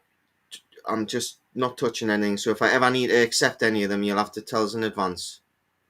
Okay. Don't accept Like it. media things. Don't Don't accept. Don't press anything. Yeah. Oh no, didn't worry. Livramento there with the cross. That's another corner for Newcastle United, Oh, and we that's- may be cooking something here. And again, if we can win the first header, that was a good point in the last corner. We've won the first ball. Yeah, When yeah. you do that, eventually you're going to get a chance. Baltimore having a word with the ref. Yeah. Just Your asking opinion to on make this? sure. Why do referees keep warning defenders and attackers about grappling? Why are they warning them about the rules? They know the rules. They know the rules, If they yeah, do it, exactly. it's a foul. Tonali with the corner. Ball again. Chiao looking for an option. Gordon's going to get that ball back. And everybody's going to maintain their position. Gordon with the cross. Come on. Be careful ball. there. Ooh. Looking for Yeah. Bachman. And Yeah. another corner Great ball for again. Newcastle that was. United. Into that 6-yard zone. It's a perfect ball, that. Mhm. It's Brilliant that ball. back stick. Just And again, want you some- see Tonali taking the set pieces now, Set which is what pieces, we've been yeah, asking inter- for. Yeah, James Cuff said that in the chat as well. Yeah. I said Here that we many go. times, and why he wasn't on set pieces, I don't know. Well, Tonali. he seems to with be the only one proper with the shoot. cross, Malik Chiao. Oh, they've got in each other's bloody way. And another corner. That's 2 Thiao's one in the area. Yep, that's true. Rebecca telling you don't accept DMs from the Mighty Win. Exactly, Rebecca. Run away from Mighty Win. Run away. Yeah. It's called a mighty win for a reason, and it's not because of his banter. As we're looking at Voltamata there, is going to look for an option, of course. We got a lot of tone men. We need to be able to score. Tonali with the cross. And a punch there by Raya Livramento back with the ball. And Arsenal are pinned back Come on. for the good Tonali. 5-6 minutes. Bruno Guimaraes. Bruno is going to commit a foul there. Bruno. Eze with a long pass. Be careful. Tell you what, that's a Bukayo heck of a ball, Saka, that. Malik Chiao. Well done. No, that's not Oh. good. And that's going to be a penalty, ladies and gentlemen. Yes. Is it? Yes. Penalty. The referee blowing the whistle. Is that a penalty? That's all because I Bruno mean, gave it a ball looked, away. it looked, No, yeah. And that's it looked like a stupid ball over penalty, the though. top. It looked like a Yeah, but penalty they- all day, though. What is Murphy doing there, passing that ball back? You can't do that with Gyökeres on his toes. That's not Just good. clear it. That could be a Bruno red having card a now. conversation with the referee. That could be. That could be. That's last man. I think that's what Arsenal are trying to get across. And now all of a sudden, ladies and gentlemen, it's looking very murky for Newcastle. What a pass there by Eze. And here we go. Okay, so Saka goes through. Chiao, it was Chiao, wasn't it? No, that's Murphy. No, it's Murphy. Yeah, that pass is not. It's not. You cannot do that, man. Why is Pope not just staying on his feet there? Well, I mean, to be fair, he probably felt. Yeah, no. Well, but it looks like he exaggerated fell, but there is contact. There's no doubt about it, though. Yeah, he can't complain about that. I mean, I don't think it's a red card, but I mean, I've seen red cards given for it. It's one of them, isn't it, where the players knows that the keeper. I don't think it's a red card, and he's just because it's not there. He's going to go to VAR, and I wonder if VAR make contact with the ball. Well, if he got the ball, then there's no penalty unless they're going to VAR for a red card. Because that can be as well. You can call referee for a red card. So we'll see. It looks like he kicked the ball onto Pope's foot, doesn't it? I mean, I've missed it. If it is the case, I mean, let's take a look at it again. Here we go. Well, we're not going to see it from here. Come on now. No, you're a better close up. There we go. So Pope does touch the ball. He definitely touches the ball, doesn't he? He touches the ball though. But does he touch the man before? No, he touches the ball. No, after. That is not a penalty. He's run into him. It's momentum. You can't literally give a red card or a penalty for that. Let me see. I mean, that is well. It comes off his toe. The Arsenal player touches it against Pope against Pope, yeah. Yeah. So well, that can still be a penalty, though. That can still be a penalty. You mean the attacker can touch the ball? No, it does touch the attacker. Yeah, but they're trying to see if it touches Pope. That's what they're trying to say. As Pope kicked it away, but he has. You can see it there. It's the direction of the ball away from goal, and it hits Pope's foot. Yeah. Yeah. Let's see what. Well, we shall see. We can't hear it, can we? No, well, I mean, I wouldn't give that if I had that chance and option again. And yeah, I am biased. But if you look at the letter of the law, is it the basis that they're going to have to say that the referee's made a clear and obvious error here for him to change his decision? Well, the referee still. Well, that's why they've asked him to look at the thing again, because it does look. Yeah. It does look very much here, as though Pope. He's going to make a decision, ladies and gentlemen. He's telling everybody going somewhere, man. What are you doing? Oh, he's talking to the crowd now. This is what they do now. They talk to the crowd. It touches it touches the goalkeeper, and it's not a penalty. So there we go, ladies and gentlemen. Come on now. And I mean, going to be crying like a baby. Oh, it's going to win one knockout. Yeah, them flask of tears already. He's already crying. I think I've got tissues. The mic's still on though, and he's talking about it. He's explaining to Saka what's going to happen, and he says the goalkeeper got a toe on the ball before contact. That's why. He tells Bukayo Saka. I think that one's going to split opinions with people in general. I think it's a letter of the law. Here we go. Yeah, exactly. Letter of the law. There we go. Voltamara pass gets through though, but we're playing quick here. That's the warning that we needed. And there's a lot of boos in the stadium right now. Joe Linton with the ball. That's going to be a throw in for Newcastle United. 17 minutes underway, ladies and gents. And now we have a rather warm game. Yeah. It's heating up right now. But I tell you, though, Murphy and Pope got away with one. I mean, not saying they got away with it in the sense that it's not right. I mean, they got the right call, but I'm saying they played too risky. For it's what VAR was brought in for, mate. No, that's right. What I'm saying is that was still a dangerous pass from Murphy. Oh, it was. I wouldn't do that every time. Exactly. So and that's my point. That, like Bruno trying to do his typical twirl too far up the pitch, giving the ball away. Just keep a hold of the ball. Yeah, but Andrew, I mean, I'm not being funny. It's a long punt down the field. You know, we put ourselves under jeopardy, if you like. If we can't deal with long punts down the field, then you've got to ask questions. And you've got to ask questions on positioning. The Giants. Here we go. Voltamara against Mosquera. Be careful. And he's being dragged down, Voltamara. And the ball still Newcastle's ball. Joe Linton. Bruno. Bruno. None of them Bruno's going to turns pass again. back Jesus. to Botman. I think he should have gone forward there. Malik Chow with the ball. Going to have to play back with Pope.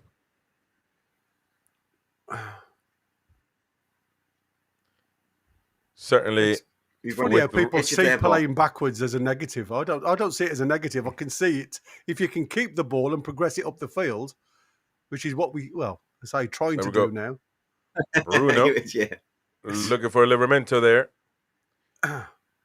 Tino Livramento. What's he going to do? He's going to have to play with Murphy maybe with the overlap. No, into Bruno. Bruno Guimaraes. Murphy. We've seen these triangles in the past. There we go. Come on now, play square. J7 and gives the ball away there to Esse. Well done, good pressing. Corner. That's a corner. That might be a corner. Yes, it is. We'll have the corner. There was a question about a handball there, but his hand was in a natural position, to be fair. It was a... Oh, yeah, right. Last night. I need to take something back. We came on after the game when Voldemort was pulled down. I think it was against Leeds. Yeah. I came on and said, well, I wanted him to be stronger. Based on Man United yesterday, the penalty they were given, then, I mean... A corner from Tonali. Be careful here. Hold that thought. Anybody that was against us on that one, you were right. Gordon back in the box, and Calafiore with the ball. Now. Burn. Lets it go, Tonali. Tonali missed pass there against... he tried to give it to Bruno, but Bruno wasn't... They are just going long, Arsenal. Every time they just go long to try and beat that press. That's crazy. I think they've learned in the past the areas we've been beating them is in the midfield, so they're just trying to bypass it, aren't they? Just literally overloading the over the top, if you like.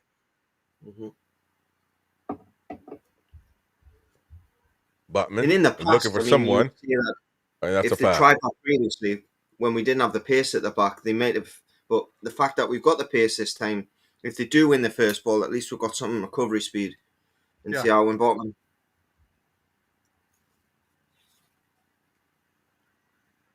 Tonali.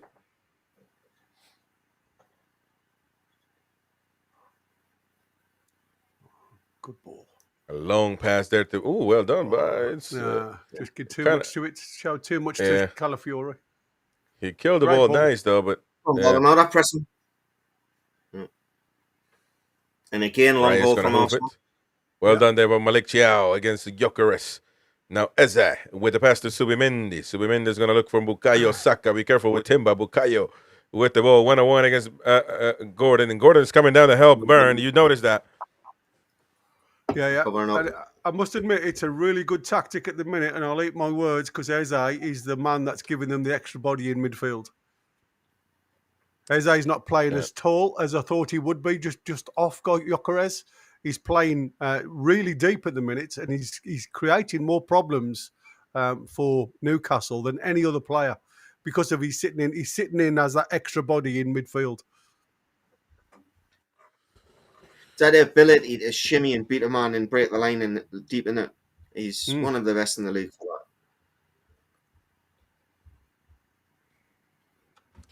that. A corner for Arsenal.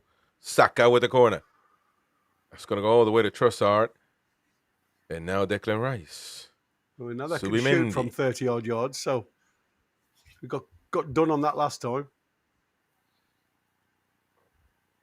A foul there. The referee is going to call a foul against Bruno.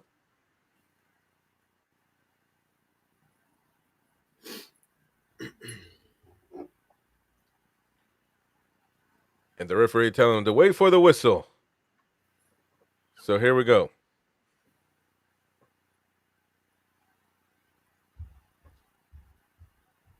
Declan Rice in charge of this one. I mean, to be honest, though, we haven't played good.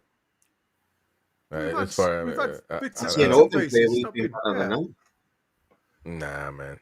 We had a lot of corners. We ain't doing nothing with them. Be careful there. No, and to be fair, they've really only looked dangerous at set pieces. So we've got to try and be more creative in the final third again. We just seem surprised. One thing that's surprising though that Arsenal are not doing is attacking on the left side with Saka and Burn. The only time they did that, Saka danced around Burn, so they haven't gone there, thankfully. No, but I mean, like I say, Gyökeres is a good out for them. He runs the line really well, Gyökeres. The header there from Joe Linton looking for Walter Mata. Walter Mata's going to get the ball back. Come on, lad. Walter Mata. Walter Mata against 3. Walter Mata. Walter Mata holding on to the ball there. He might get a throw in. Calling for a push. That's not going to happen. Wow, Burns up the picture, isn't he? Yeah, you see, but you tell me how that looks, man. Come on, man. Yeah, and now outnumbered. If they break That's out. not look good, man. Look at that. Declan Rice. Declan Rice now with outside. Trossard. Trossard and a post, ladies and gentlemen. And Newcastle United, very lucky. Joe Linton now on the counter. Gordon 1-on-1 against Timber. Is Gordon going to get through? Gordon with a shot. That's not going to get it done. Tried to shape it into that far post, didn't he? Mm-hmm. We're going to learn from that one. Burn went really high there. Yeah. And once they got out from our left-hand side, they were really outnumbered on the right. And that was what I've kind of saying before. If Murphy'd been playing there rather than Tino, he might have been able to come in a little bit close into the goal there. So we need to... And again, the goal long. Botman, man. I throw in there. As much as they can in our off, aren't they? Yeah. I mean, if I had to pick what team is playing better, it got to be Arsenal. They got the more clearest opportunities. Yeah, I would definitely say. Yeah, I'd definitely say they're probably just in front when it comes to overall play. But I mean, I must admit, like I said, that this is a stronger Arsenal team than it was last season. So let's not. It's not a gimme, this one, even though we've had the results go in our favour. Recently, this is a totally different setup for me. And to be fair, they're playing. In a style that actually bypasses our midfield altogether. So our strong part of the game, which is the midfield, is being bypassed continually. Trossard there fighting with Livramento. It's not going to be a corner. It's a goal kick. Yeah. That's what I said. He's a frustrating player because he's got it, he's got it in his locker. You just don't know what type of player is going to turn up for you.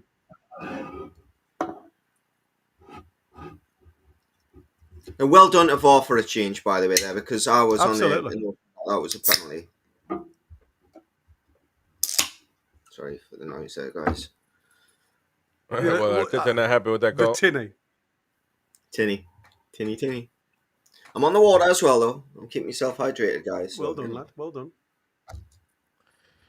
Bukayo Saka against Burn. Oh, well, see, you can tell the players know there's a disadvantage. Be careful with Eze. Block there. See, you can tell there's the players know there's a disadvantage with Saka and Burn, because every time Bukayo gets the ball, there's somebody else that comes and helps out.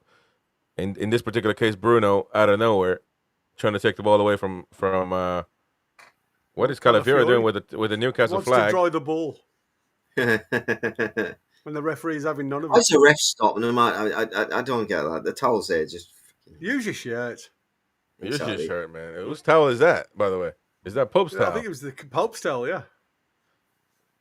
It's like the shirt rule when you take your shirt off. Just utter rubbish, and it's nonsense. Well, it is as half of them now play with skins on, don't they? Oh, there's a chance. Exactly. They've got Be careful with Eze. Oh, what a shot! Blocked there. What a volley as well, by the way. Yeah, I mean, Eze sitting in that little hole, he's causing no end of trouble. I mean, come on, man. Oof.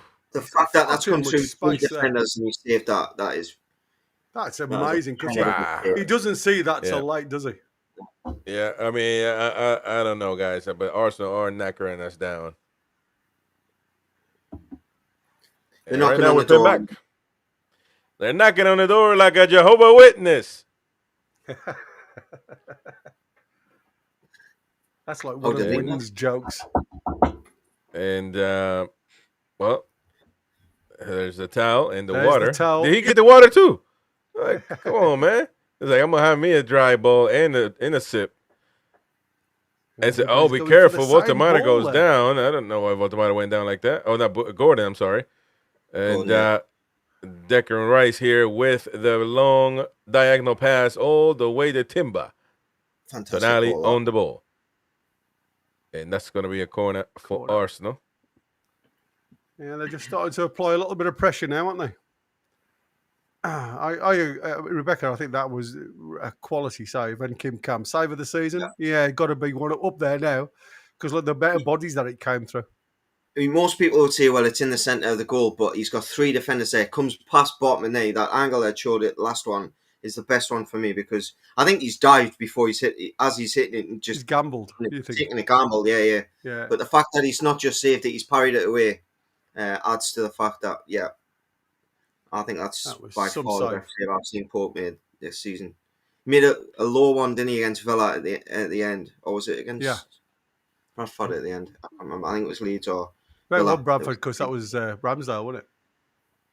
And Trossard by himself. Man, what are we doing here? Trossard with the cross, deflected there on Bruno Pope. Able to get the ball. Mosquera making his life harder there. The ball's now going to Gordon. Gordon 101. Raya going to get to it first with the hoof. Hoofs. And a throw in there.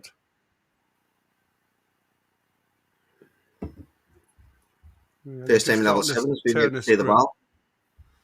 Yeah. Yeah, Trossard in on that back stick just seems to be in some space, doesn't he? It's like I say, marking at the minute in this 4-3-3 system. Just look at that. Last 10 touches in the opposite opponent's box. Not one for Newcastle. Proves the it. last 10 touches. Oh, my God. Wow. Arsenal 2, 4, None 6, from 8, Newcastle. Is it 9 or something like 10. 10. Yeah. Last 10 touches, I think. Or something like that. Anyway, here we go. Arsenal back with the ball. And Bukayo Saka on the run. Burn is not going to keep up. It's crazy. Burn is not going to keep up. Saka again and Pope saving Newcastle United. And I mean, come this on, is man. where this is where the criticism comes in. I think, let me tell you something. I think that Arteta has now figured out where the weak link is. Yeah. Four I mean, times he now. cannot. You understand this? Bukayo's running with the ball, Burn without, and he still can't keep up. Late tackle there. Eddie Howe, stop this madness, man. Burn does well to lean on him a little bit there, but look, you've been tapped that many times on the door there. You need to know where you're going wrong. Go back. For me, this is, I know it's negative, but this way you need to put Tino on that side. Somebody needs to stop the bleeding, man. I'm telling you. Put a tourniquet on. We know where the wound is. Before the exsanguination comes. Exactly. A corner into the box from Bukayo Saka. And the ball's going through. Nobody home. And that's going to be a free kick for the Magpies. This is where Eddie should be saying, right, Murphy, right wing back, Tino. Yeah, come on. There we go. Yeah. That should be the conversation. Well, he's getting knackered. Come on, man. Just make it like what we had it, man. That might do something. And now where's Burn at? He ain't even nowhere near. Well, they often come just a bit further forward, don't they, as the fullbacks? And like I say, he's just skewed everybody away. I'm back to early mid-90s, yeah. Goal kick, long goal kick. Dan Burn. And the hoof by Bukayo Saka. All over there. There we go. Well done there, Botman. Burn now looking for an option to Voltemata there. Not good enough to pass. The ball's going to Mosquera. That'll do me. That'll do me. Yeah, a bit of what pressure. the hell is Mosquera doing, man? Mosquera gigging with his shin there. His left foot was as good as mine there. Giving away a corner. But here we go. I'll tell you something now. You will go ballistic, wouldn't you? You know, you play a ball like that under no pressure from Voltemata, really. and he shins it out for a blooming corner. You're like, what the heck? You could even took it down, took a touch, and then played it back. Oh, crikey, mate, you had all the time in the world if you think about it. Exactly. Come on now, boys. A little bit on the thing. If I lose the ball here, you may get Tonali's corner. A set piece play there. Tonali with the cross. Oh, that's a great ball. Nick Voltemata!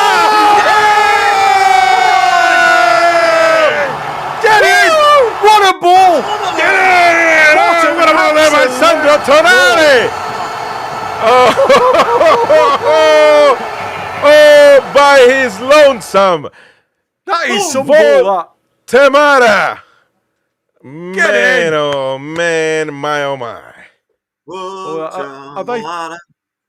Are they checking this? Because the guy in front of Voltamada goes to the floor. Are they checking this for a foul? Well, no, that wasn't no foul. Look, the question in it. Tell you what, if I've exerted all that energy and that gets disallowed. Come on. I mean, you're talking about the luckiest fugas in the world. We are it. And this set piece play here, Tonali with Gordon, and look at Tonali's lovely. Ain't no foul. That is not a foul, man. Let me tell you. Look, he barely touches his back. That's not a foul, you fucking wanker. That's not even a foul. Who was it the other week where we had a similar goal? Oh, lovely. Great finish.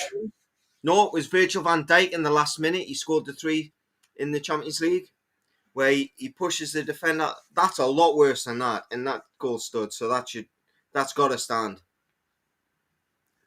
I mean, like I say, I don't even think they're questioning it, mate. Now, no, that ain't even. Nah, he just goes down, doesn't he? Nick Voltamara. It is going to be the German international Nick Voltamara. 69 million pounds will get you this.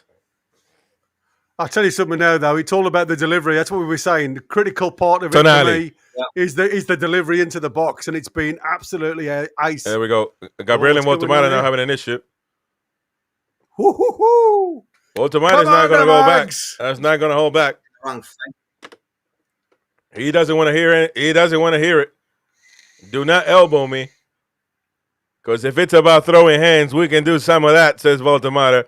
Yeah. After the game. Man, but you see, I just want to know what the difference is. If you guys caught it, the difference between these crosses that we've been making is because Tonali is in charge of all of them, every single one of them. Yeah, every single one of them. It's not hard, bro. It's not hard. No, it's not hard, but it's like I said, the biggest problem Newcastle have is shooters in and around the D. So anything from the 18 to 22 yard line is problematic for Newcastle without Tonali being central. So, you know, it's like a case of, come on, let's have, I could understand. There we go, Tonali. Well done. Trying to choose different players to play in areas where they can cause, concern. And by bringing Tonali out the middle, then straight away you lose a player. And we've done it before when we play Gordon up front.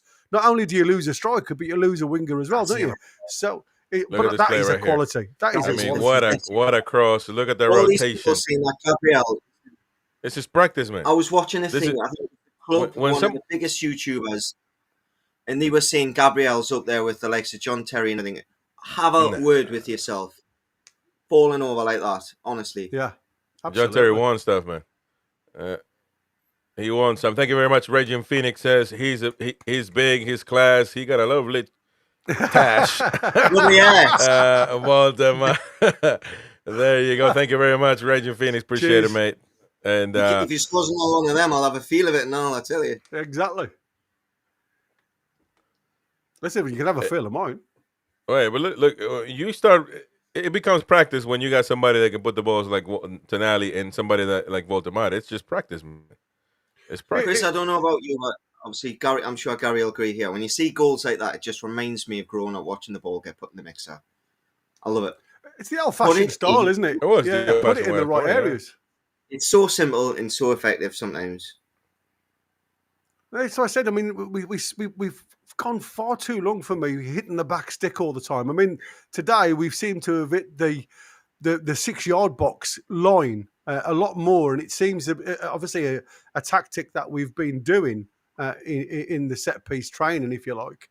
But we've got to do it with purpose, and for far too long for me, we've not done anything on the purpose side of thing. It's just been kicked in there and hoping for the best. It's percentage football. The man's down. Gordon is down, ladies and gents.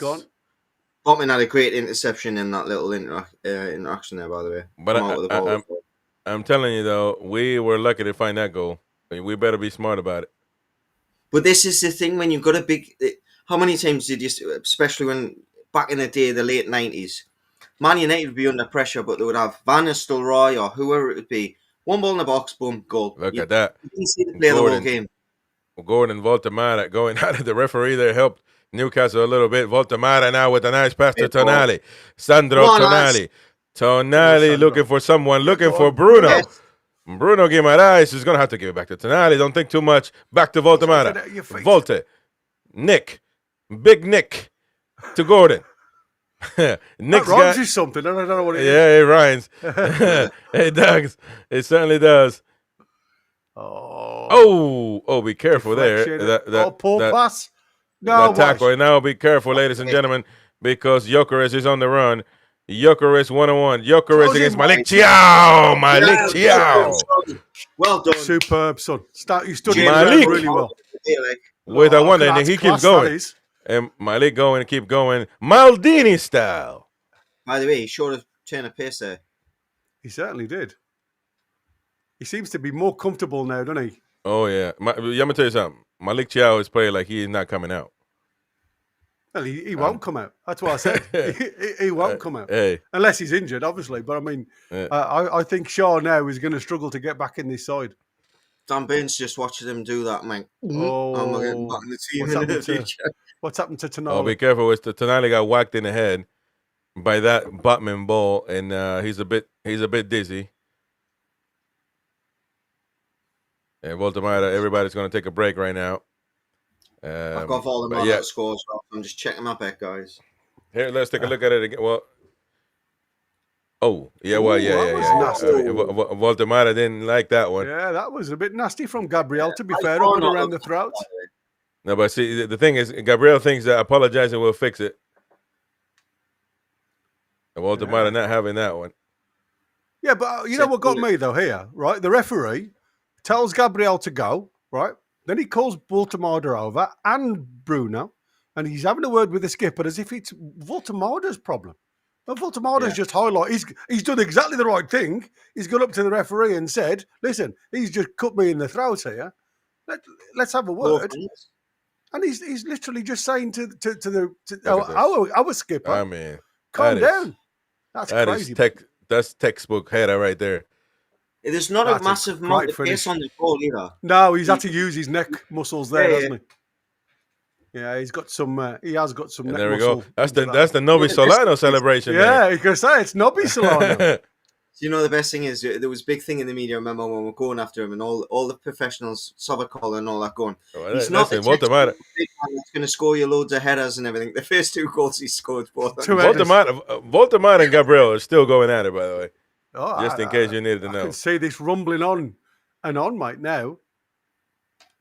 Just set your lint on him. It's fine. Nick Pope with Malik Thiaw. It looks like it's Tonali off the pitch. He probably is. Yeah. Until something. And then again, you don't have. You got Lewis Miley. But I'm telling you. Just a text message off the missus going, I'm guessing you're winning. Yeah. She obviously heard you shout. She must have, right? Apparently, the Ben kind of went, what the hell's going on here? Tonali back in the pitch. Hopefully, it's not the same case as Fabian Schär. Remember, Fabian Schär absent. It would be back if needed in the next game against USG this Wednesday. But again, Malik Thiaw is looking proper at the moment. Look at that, Joe Willock is directing traffic down there on the side. Yeah. Okay, what are you doing, man? Probably as best as he can do, if I'm honest. Car parks this way, lads. At least he's got the high vis on, like they should do. I'm going to say, that's what he should have. He's got his protective gear on. When in Rome. Yeah, we've got to. There we go. Is that going to be a foul? Yes, it is. That's never a foul. Never a foul. You see, but this is what I'm saying. I don't understand why Dan Burn is going so high. Yeah. And leaving so much space behind. An unnecessary foul as well. Like, what's the need of that? Yeah, just tell one of the midfielders to push on, and I'll pick up the midfielder or something silly. It's as if, like you say, sometimes when people play these tasks, it's like a case of that's my man. I've got to follow him all over the park. Use your mouth. Here we go. Back to Timber. Ooh, Saka. A handball there. Handball. And that's going to be a handball called by the referee. Yeah, well There you done. go. You haven't got a tattoo like Bruno. You can't point there. Oh, no. Well, we agree, Connor. How's Shard getting back to this team? Well, as far as football is concerned, he shouldn't, because clearly Malik Chiao is on a level that we haven't seen in a long time. We need to go back as well. We've just scored that goal after a shin corner. Yeah, exactly. How can That's he what I then said. You'd say go that? mental, wouldn't you?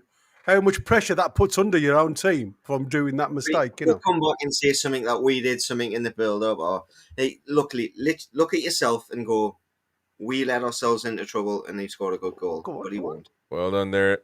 Joe Linton now with the header back into Voltamare, who's been getting fouled there again by Arsenal's defender. J7 keeping the ball inside. Burn. Why not? And Mosquera there with a... Not taking any risks back past this time, is he? I don't know about you guys, but how many times have we seen, especially towards the end of the last season, we'd score a goal and we'd switch off and invite pressure on? We haven't done that yet. No. And ladies and gents, it is 7 minutes at it. We haven't even been paying attention to the clock, to be honest. No, it's gone quick. It's gone really quick. Yeah. Oh, there's a man down. The referee says play on. And it's going to go on. Again, but it's, to me, is it me or are Arsenal just panicking a little bit here at the Well, back right and now, just but clearing the lines? That's been a gut punch. It's knocked the air out of them, that goal. Yeah. So where's 7 minutes come from, by the way? Like I said, it baffles me with this time, mates, to be fair. 7 minutes. An eighth nigh on of the hot. I can't understand that. For a couple of minutes maybe for VAR, yeah. But it's not been that many hold-ups, has it? No.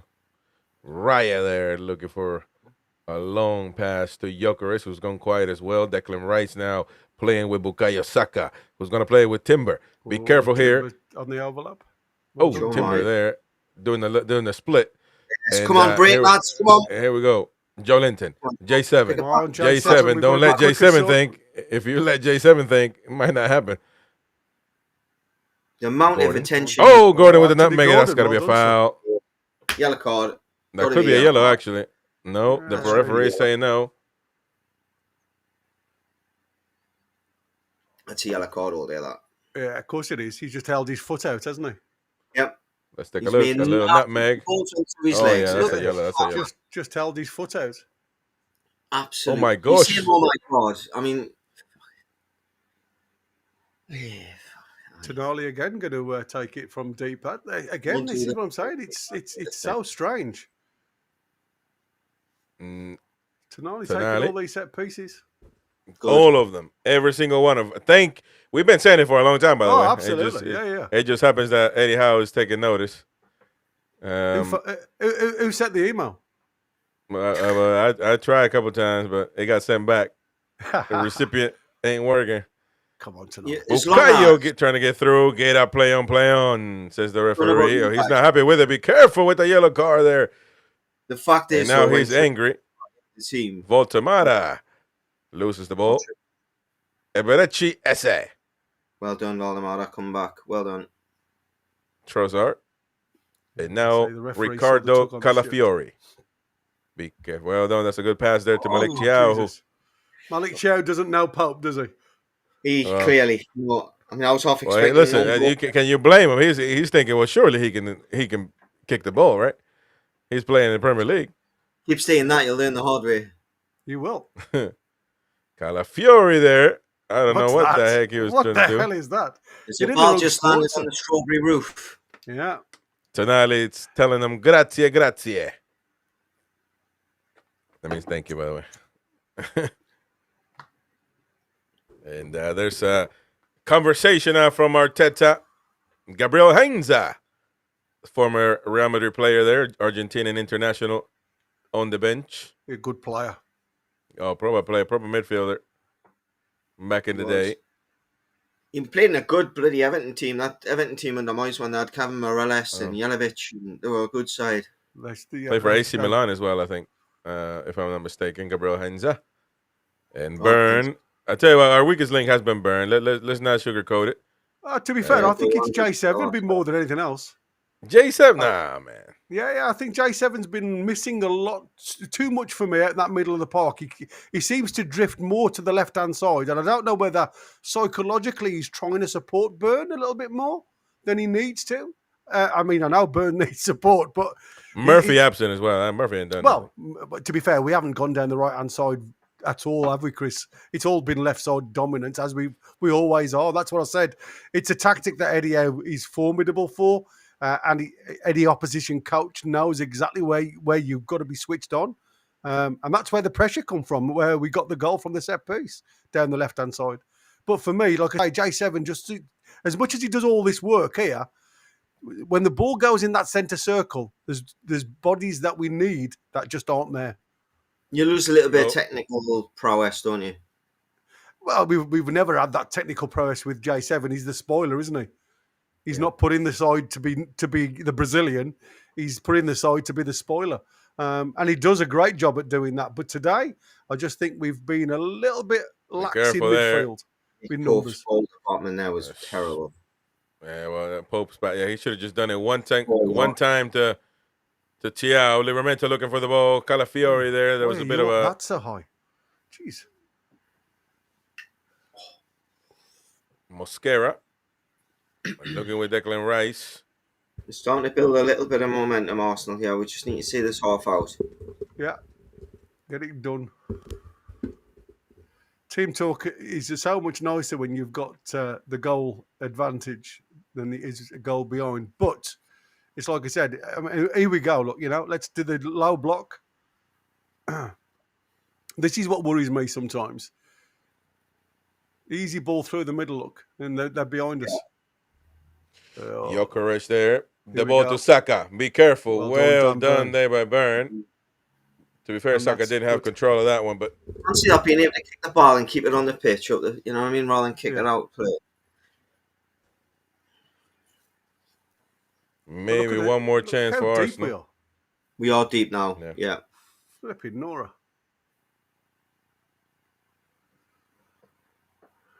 Get up the bloody park. Well done, John. Well done. Get hold of it there. Yeah. See, that's priceless. That's being able to. Now old school Gutierrez would just run up the pitch and give everyone a breather there, wouldn't he? Look at that. Nice pass there to Livramento. That's a great ball. And now Tino looking to cross Murphy with the ball. Murphy with the long cross. That's not gonna be good there. I think it's and that is halftime, ladies and gents. Come on.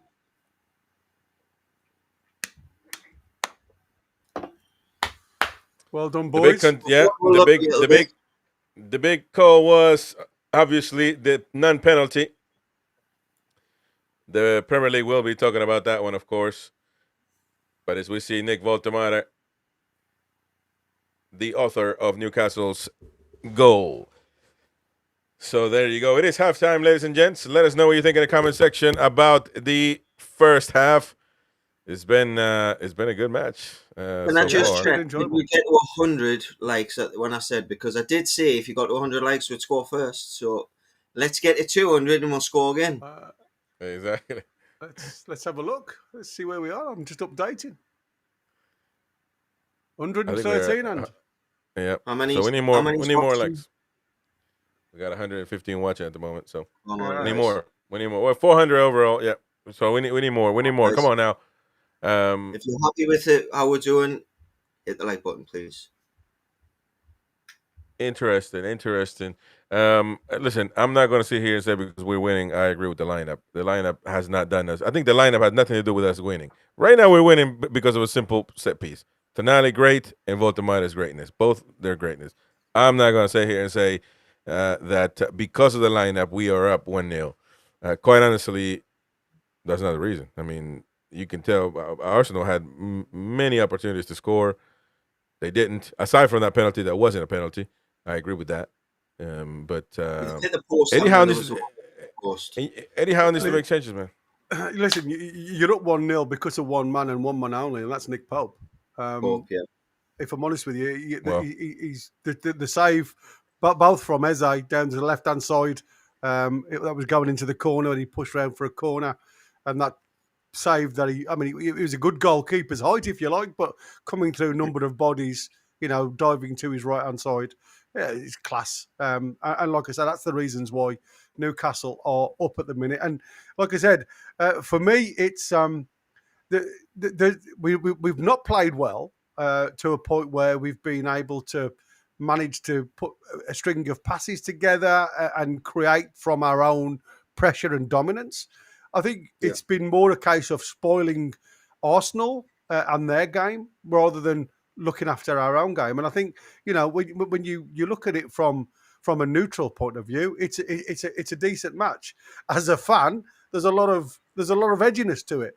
And like I say, for me, because of the formation, I think there's a little bit too much going on that left-hand side, too much protection.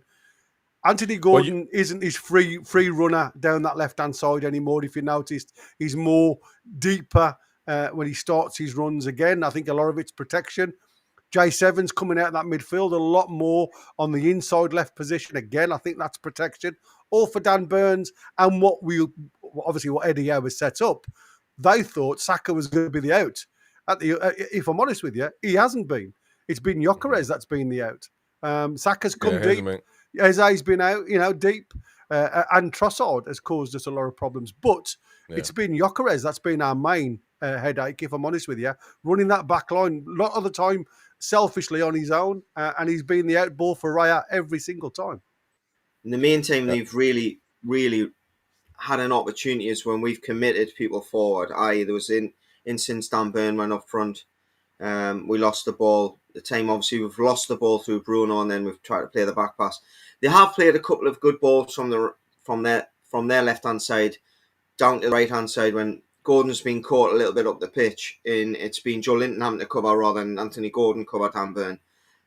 But as a whole, you could say Arsenal probably deserve to be drawn the game, but if you throw yourself to the floor like that with two hands on your back, then you're giving the striker a free head. So they've got to look at themselves a little bit, as much as we can look at ourselves and go, "Whew, we're getting away with a little bit there." You've still got to score the goal. So we've created it. We're getting the opportunity. We're getting the goal. Let's just build on it now and not get too negative. Let's not try and protect the lead and believe in ourselves and try and play them like we have already. I don't think. I think eventually Arsenal will find a way to equalize this game if we keep doing what we're doing. I mean, I don't understand it, to be honest, because we've gone against Arsenal. We've gone in the Carabao Cup over there in London, and we've gone at them and we beat them. Yeah. So I don't understand why we are doing this defensive style thing, and we actually have been all season, by the way. Even the away game last season, mate. If you remember, Declan Rice scored a worldie. That's all that beat with, and we had chances in that game. Yeah. If it wasn't for Declan Rice scoring a worldie, before that, I think we should have had a penalty. I might be wrong. I might be mixing the games up, but I'm sure we should have had a penalty in that game, or at least there was a. I remember we were talking about it. But Declan Rice scored a worldie, and that's what beat were. But in a way, you could flip it and say, well, that's what we've just done to them. We've hit them. We've hit them. We've hit them with an attribute in our team that you just got to play to the strengths of. Yes, it's not the most pretty football in the world, but it's bloody effective. And I love nothing more than a screamer from outside the box. But second to that, I love a header from a striker. Mm-hmm. And there you when go. you've got someone and you've got Tonali and the likes of Tonali who can put a ball in, you've got to utilise it. You got a great combination. Exactly. And Gary said it before, the problem was previously we used to hump balls in the box. What we also didn't used to do is commit people forward. We used to be trying to hit. This right here was the biggest mistake. They need to be looking in the mirror. Mosquera's given a corner that obviously is not. And look at that, man. That is just. I mean, he must be 7 foot in the air there. I mean, heads up. Boom! Wonderful header. Here's a stat for you. Nick Walter-Marder is the 6th Newcastle player to score in his first 2 Premier League home games for the club. Sissoko in interesting. 2013, Papasise in 2012, Cordoni in 2000, Alan Shearer in 96, and Les Ferdinand in 95. There you go. Oh, Donny scored in his first, did he? Yeah. Wow, I remember watching him. I can't Let's remember him go. scoring. Let's go with some comments here from the folks. Nick Nipple says Bruno and Joe look. Nick Nipple says Bruno and Joe look knackered. There you go. That's his name, by the way. Connor, take off Murphy for trips. Go back to 3 and Elanga for Gordon. Well, I think Gordon's done necessarily bad, but you would assume you would need Elanga's space, man. You know, his space should be needed. Steven NUFC, we should be losing. Let's be real. Well, you got a point to say that. And Botman is nails, says William Smith. What does that mean? Hard as nails. Oh, okay, gotcha. Alec McMurtry and Pope Pope 2, top saves, worth a go. Well, yeah, he did. I mean, you can say as well that Pope did keep us. I think Gary was saying that he kept us from receiving a lot of goals. He did it was like 3 times, I think. Crazy saves. The one low down and then. Yeah. Rebecca here, don't panic. Howe will make changes at the 60th minute. There you go. Corey says we're so lucky to be up at the half. Ricky D, a second goal will hit like crack, says Ricky D. There you go. I wouldn't know what that feels like, mate, but there you go. Dr. Abuesa says he needs to show us he is able to see what everyone is seeing, says about Eddie Howe. Ron McFarlane, anything for the win. There you go. Let me see. VAR got it right for once. It's too nuts. Yeah, they get it right, man. You know, they're not always screw ups. I wasn't confident. I'll be honest. I thought they might have went with the ref, so I'm glad they didn't. Yeah. Well, actually, I didn't even see it, to be honest. I mean, I just saw penalty and that's it. I wasn't even. I mean, it would be impossible for anybody in the stadium to see that it touched Pope's foot. To be honest, Gavin Fuller here. That same has never stopped whinging at the ref. Eddie needs to change that. We've been lucky. Who's that? That same somebody keeps whinging. That could be who? I don't know. I think it's Arteta has been doing nothing. Oh, okay, gotcha. Yeah, well, he has been. Yeah. Grim68 says, "Phew," and breathe. There you go. But we have to be aware that they might just do that again, and that you know. And this is where, and so we got to be careful. This is where Langer comes into it. Look, there's always going to be games, as much as we don't want to see it, where you're sitting in and you have to protect the lead. But when you've got someone off the bench with that amount of pace, and Arsenal will eventually start to commit a few more players further forward, Langer is someone that is. We've seen it. How many times we've seen it for Forest? Yes, we haven't seen it in Newcastle shirt so often, but the game is set up for that. If we can protect our lead, as well as trying to get another one, but if it comes 75 minutes and you throw a Langer on, and the game starts to open up, that's where he's going to come into his 40. We haven't had that for the whole time Eddie's been manager, where he's able to mix the game up, make a substitution, and put a positive on the situation that we've got in hand. It's always been, let's control things, let's try and, double up, i.e. go 2 up top when you had Isak and Wilson. We've not had these flexibilities. And when Jake and Ramsey comes back, we've got that in double fold in the middle of the pitch as well. So, look, if we can keep all this, is a bloody good win, because it's great. It's a massive win. It's a massive 3 points if we can get it over the line.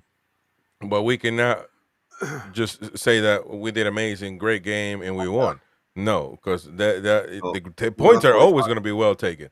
Neil Laughlin says Gabriel is a coward as well. Lee Leland, there you go, Lee. Evening, bunny lads, and belly up the tune. Michelle Ellis says that was disgusting by Gabriel. I didn't see it in the game. Well, yeah, he did go at Voltemade's head. I mean, there could have been something there. If you tell me, if VAR is looking at that, they're supposed to be looking at it. If somebody is punching somebody in the head, I mean, why is that not looked at? Is that worse than when Shaw went face to face the first game of the season, Southampton last season? For me, it is, because I think it is. I think it is, because that forehead kissing is not. It's not aggression, man. And that's what happened. Thank you, Random Access, again for another gifted membership. Appreciate you, mate. You keeping us afloat here. Random Access, thank you very much. Appreciate it, mate. That's going to Alan Nichols, gifted membership. Thank you all for the donations, especially Mr. Random Access, who's been gifting like Santa Claus on this stream. And he does every stream, by the way. So appreciate you, buddy. Thank you very much. Very good. Yeah, superb. Ricky D. Gordon's diagonal ball to Ilanga and cauliflower. Cauliflower be on his bike. Exactly. I think, I mean, we're missing a trick without Ilanga, man, in this game right now. Yeah, exactly. Which I'm, you know, in the confusion of Murphy and all the changes that we were trying to figure out, we didn't even mention Ilanga really. But yeah, you wanted to say? No, like I said, I was surprised. The only thing that for not having Ilanga, and this is what I said, when you've got a team like Arsenal who like to press and give space behind, then you're reliant on an out ball. You're reliant on somebody who can get in and behind with a little bit of pace and everything else. And that is why I went with the formation that I did at the start with a 3-2-3, if you like, because there was no real reason, especially with all the rumours that Eddie's been saying about the Achilles tendon issue that Murphy's got. Why you wouldn't start Ilanga. And yes, I know he's a bit void of confidence and everything else, and there's been obviously some discussions behind the scenes about style of play and how he's interacting, and it doesn't seem to be fully integrated into the side yet. And like I say, it's something that's going to happen in time. But for me, I think we're missing a trick. I think we're missing an out on that right-hand side. I agree. Murphy hasn't done it. Because Calafiori likes to get down there and support. And I think that is, like I said, it stops players moving forward when you've got pace. Exactly. And if he continues to go forward, then you got an open space for Ilanga to do whatever he wants. So, you know, I think I agree with you. I agree with you there. So, but, and Murphy hasn't been playing good. So, but again, exactly. You're going to see the same team coming out. And no changes. They're changing Saliba. Saliba's coming in. Looks like Saliba's coming in, which was weird anyway. That's going to be criticized left and right by Arsenal fans. This was the Eze stop, unbelievable. That stop from Pope there. So Arsenal did have opportunities. There's another one here, and look at that. Dan Burn running from behind, impossible. Yeah. Trossard, look at this, and that hit at the post. Forgot about that one. And this one right here, boom. Ran Pope, unbelievable situation there. So it's going to be interesting. I think it's going to be the same players, if I'm not mistaken. Only Arsenal making a change here. Gabriel Saliba coming in as well. So any last comments here before we go in the second half? Let me go forward here. Gavin Fuller, I think Bruno did it to Havertz. Neil Loughlin, they are bringing in Saliba. Sir Gallagher, Arsenal look dangerous on both wings. We need his pace to counter attack.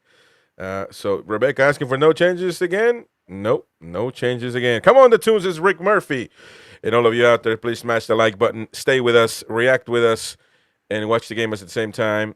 Help us grow the channel. So there you go. Let's live the game together as Toon fans, as we are live here on NUFC Talk TV. You commentating, or do you want me to, Chris? Yeah, go on. You can do it.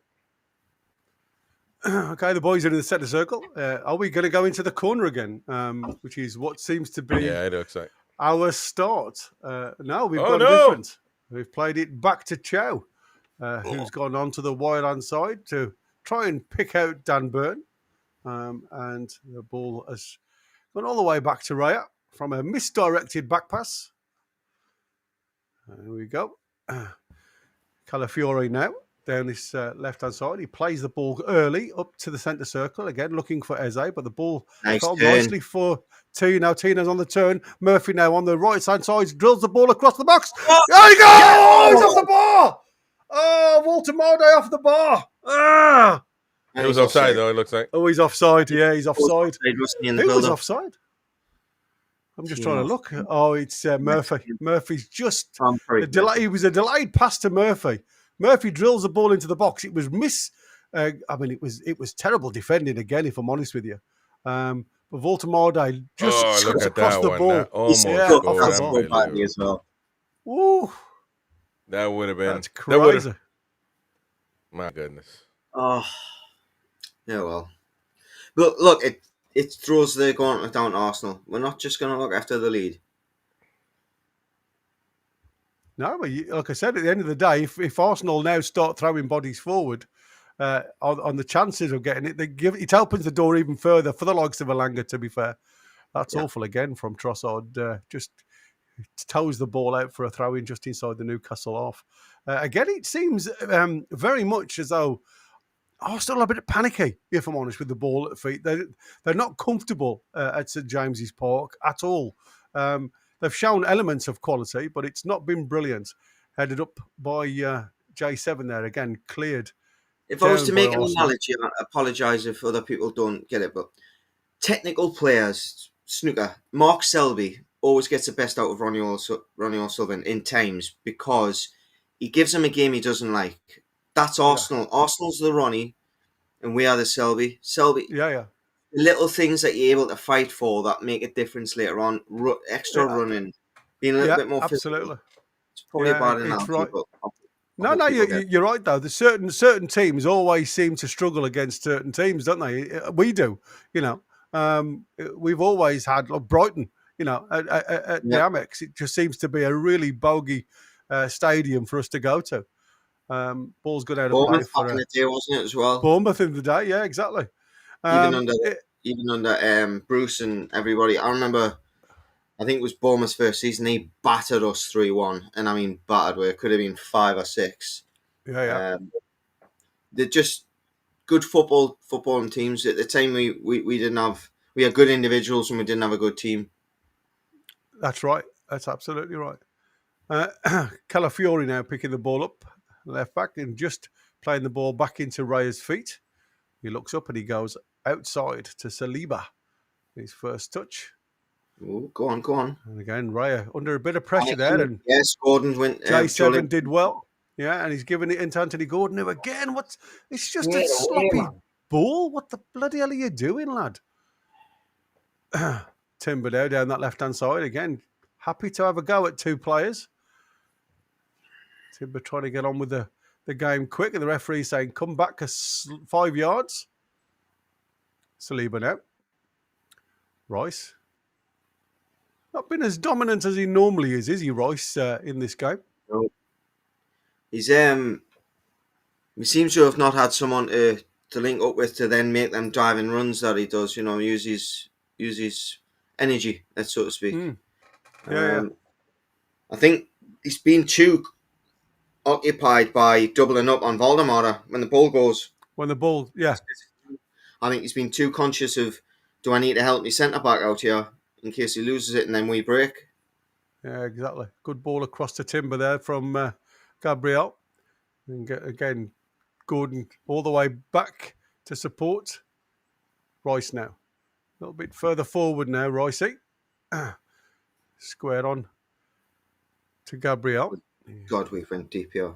Supermender, yeah, I'm going to say, when you've got Gabriel literally on the 40-yard mark, come on, lads. Proves how deep we are. We've gone really into a 4-5-1 narrow. Calafiori now again up alongside. That's a nice little ball inside of Voltemada. That wing back position right now, isn't he? He's coming inside a little bit there. But when the ball's out on that side, he's not getting above wing back position. No, that's right. Eze out to Saka into Timber. Timber tries to get the ball through, but it's blocked again. It's come back to Timber though. Rice drops a shoulder, comes inside, plays it square to Calafiori, about 40 yards outside on the left-hand side into Rice again. It's just literally 5-yard passes, and Newcastle doing well with this narrow formation because it's just driving them back, and a ball through again is found Calafiori on this left-hand side. Calafiori hits the box early, and it was Gyökeres who tries to get a head on the ball. And I thought it was a slight deflection there, to be fair. Yeah. It looked like it was a deflection, but again, we are looking at Arteta's tears at the minute. I love it. I can't stand the ball. Where's Chris? Well, he sets up for the second. That's why he commentates the first half, and he goes in the second half to watch the game, and he sets up for the post-match analysis. He did this when he said he was trusting us with a watch-along, I think. Yeah. Just wait. Bless you.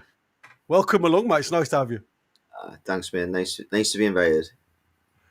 Yeah, I'll bit see of you tussling in the showing, box. Morlas was reading the message off him, and he said something on the lines of, "No, you're good at talking football." And Morlas went, "I say thanks." You are. It's what, I mean, it's like I said. You have got a good analysis of the game, and it's not. You always look at what potentially is there rather than what we haven't done. So, when Chris was looking for names, it was like your name come forward, and I said, I enjoy working with Andy. He seems to have a natural brain for football, so I always think, and not solely biased. And I think like myself, if I see something wrong for a Newcastle player, I'll say it. You know what I mean? Yeah. I think you Just have try to to be say honest what when I you say, do this. and Yeah. And I'm the first person, if I get something wrong or someone's got an objection to what I'm saying, I want to know for other people, like, why am I wrong? Because it educates you. You kind of going into things go, oh, I watch a lot of football, I know everything about football. Doesn't mean nothing, mate, watching football. I mean, it's the company that you keep, like you say, it's and the community, the comments for me is the best thing. It's a shame when I'm on, I can't see the comments. You can't see all the comments. Exactly. That's what I said. That's why I have YouTube on in the background, because I can see the guys' comments coming up on the screen. So it's nice. And these guys are fantastic, to be fair. Yeah. They have the banter with you, but it's all done in the right jest. I'm going to get the setup. I'm getting the light. So I didn't get the light in here, glare on Bruno there. And I'm going to try and get it where I get the camera on the wall, so I've got it wide. But it all takes time. Absolutely. But I want that to be me green screen. Ultimately, it's great having all the gear. You've just got to try and get some idea. So yeah, I'm going to say doing this with you, I'll learn off you. So well, listen, you're at the wrong place, mate. I'm all the gear and no idea. Anyway, Raya goes long again. It just trying to miss out all the players in front of him. Again, just Zubamende this time having a battle with Dan Burn, who goes long and clears the ball out for a throw into Arsenal. Did that go out there? Well, and Jolene, come on, break. Yeah. Into Murphy, who's gone narrow, and it's a lovely ball on the outside. First touch out of his hand, out of his feet, I should say, to Anthony Gordon now from Toon Army. He's gone. He drives the ball across the box, and again, it's a bit dodgy from Arsenal, if I'm honest with you, in their own penalty area, creating their own issues here. Eze again, as well. Yeah, I'm going to say. Who was that? Kicks the ball out to Saka. Yeah, it was Eze's. Like I say, he's shot me down in flames this game. So Royce, he's got a good position. He's coming to the box, and Eze again with trying to get the ball down, but he couldn't get his hip over the ball to keep the ball. Again, on the penalty spot, central of goal, and it comes off his shin and over the bar. Again, it was just at times it just looks too easy for Arsenal to get into our penalty area, doesn't it? The gap between the defensive line and the midfield there, though, should have been one of the midfielders just checking on Eze there for me. Yeah, because he's probably got about 4 yards of space there. He tries to take it first time. I mean, Anthony Gordon does really well to get that ball in now. He just hasn't got again, Voltemada just not running at the near post to gamble, to make sure that if the ball was going to get there. History tells you anything with Eddie. If you look at Voldemort, as much as his big frame, you look at Dan Burn when he came in, he was very like this. He's, fine well, he's going to end up putting on a little bit of muscle under Eddie. Yeah, absolutely. I think they're the times where he's going to be able to hold off the defender then get in front of him. And he's still young as well, so his body's going to react to it pretty quickly. Yeah. We've got a yellow card for Calafiori now. A foul on Tino, who was bombing forward, comes on the inside, drops a shoulder. That's the same as leaves a leg. Yeah, it was Saka. Saka just seemed to get away with that one, to be fair. But not for Calafiori. Dangerous position for Newcastle on this right-hand side. Tonali should be whipping this one in, I hope. Stick in the mix. Or is he going to leave it to Murphy? Because both Tonali and Murphy are over the ball. You think that's leaving Tonali as the there for if the break, we've got a little bit of protection maybe. I would be surprised if Murphy takes this. Tonali's been spot on so far. Why change it? Well, we've got. I mean, they've got everybody up the park. There's not a single body in our off at the minute. Mm. It's got to be delivery. That's the thing. I'm for that penalty spot. Oh no, his little move over from Murphy. Good ball. Yeah, it was another good ball, but it's headed clear by Arsenal. Fallen to Anthony Gordon. Anthony Gordon now down that left-hand side. Got Saka for company. Who comes on the inside, plays the ball back to J7. J7 brings it inside. Has a drill! Oh! Just past the far post. Yeah, yeah, exactly. He just cut across the ball a little bit there, but he swings his left foot at it. Drags it a little bit. When he shoots, he's got loads of space when he does that jimmy. He's got loads of space. Yeah, exactly. And I say he just drags the ball past that far post. But again, good intention. Can't fault that. Dan Burn underneath this one. He's watched that ball from Raya all the way, but unfortunately can't keep it on the island. He's headed the ball hard and kick it there, I think. I was going to say. Calafiori. Back to Gabriel. Again, nobody around Gabriel. And then there's a half press. Gives it back to Saliba, who gives it back to Raya. Again, the press is on when Raya gets the ball, and they go long again this time with Botman. Is it just me or is Murphy higher? Yeah, he seems to. He does seem to have gone narrower, Newcastle, if I'm honest with you, with the three up front. And it just seems as though one comes in, one goes out. So Anthony Gordon seems to be playing a bit further out on that wing. Was a half a chance of getting the ball back here. But they have gone narrow, Newcastle. They're making it a bit more difficult for Arsenal. A bit higher, but narrower. Yeah. Again, ball across towards Saka, but Dan Burn has seen that one and heads it clear. Again, little fire that he puts out if Rice receives the ball there. But I mean, you've only got to look. Pat Rice, I always call him Pat Rice. Rice has had the ball 9% less this game than any other game. So that's obviously an obvious tactic, isn't it? Ball down the side for Gyökeres to get onto from Calafiori. Drags the ball back, but it's deflected. But Calafiori is able to keep it in play. Gabriel now. Back out to Calafiori, who's high on this touchline. Gives it to Zubamende, who goes square to, like I say, bloody Pat Rice again. Rice. I've got it in my head. Yeah, it's in my bloody head. I don't know why. Ball comes to Eze, who jinks and gets it out of his feet this time. Brilliant. And there's a lovely little dink ball over the top. What a save again! What a save again from Pope. That is, I mean, that's a lovely little ball from Zubamende. And Timber gets on the end of it. Some lovely interplay, if I'm honest with you, from Arsenal on the edge of the box. Trossard just dinks it back to Zubamende, who, outside of his foot, dinks it over the top. And it's Timber who carries on his run down to the right-hand side of Pope, who manages to get his hands to it and palms it past the post. Superb goalkeeping. That little shimmy that beats the player, isn't it? Yeah, I mean, I don't know what Trossard is asking and inquiring to the referee about him being shoved over here, and the referee's turned his back on it. Trossard's having a right go at Tino, because I think it was Tino who come together with him there.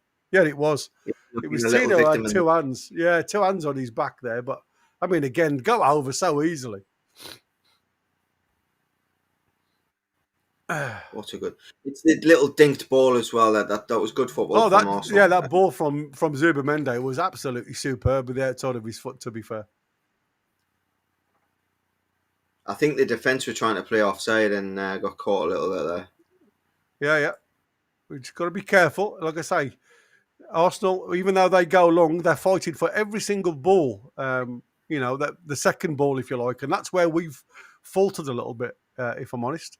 Again, the press from Tino on Calafiori. He's nigh on in the box there. It's come off the back of chair, but it's fallen nicely for him, and he plays it all the way back to Pope.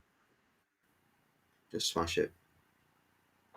That's it. Pope eventually decides to go long, and he just kicks it that out of play. I mean, the left side, how bad is that, man? He's kicking from the right side of his box, and he goes out for the throw-in on the left-hand side. I mean, how poor. There's no one standing that side of the pitch.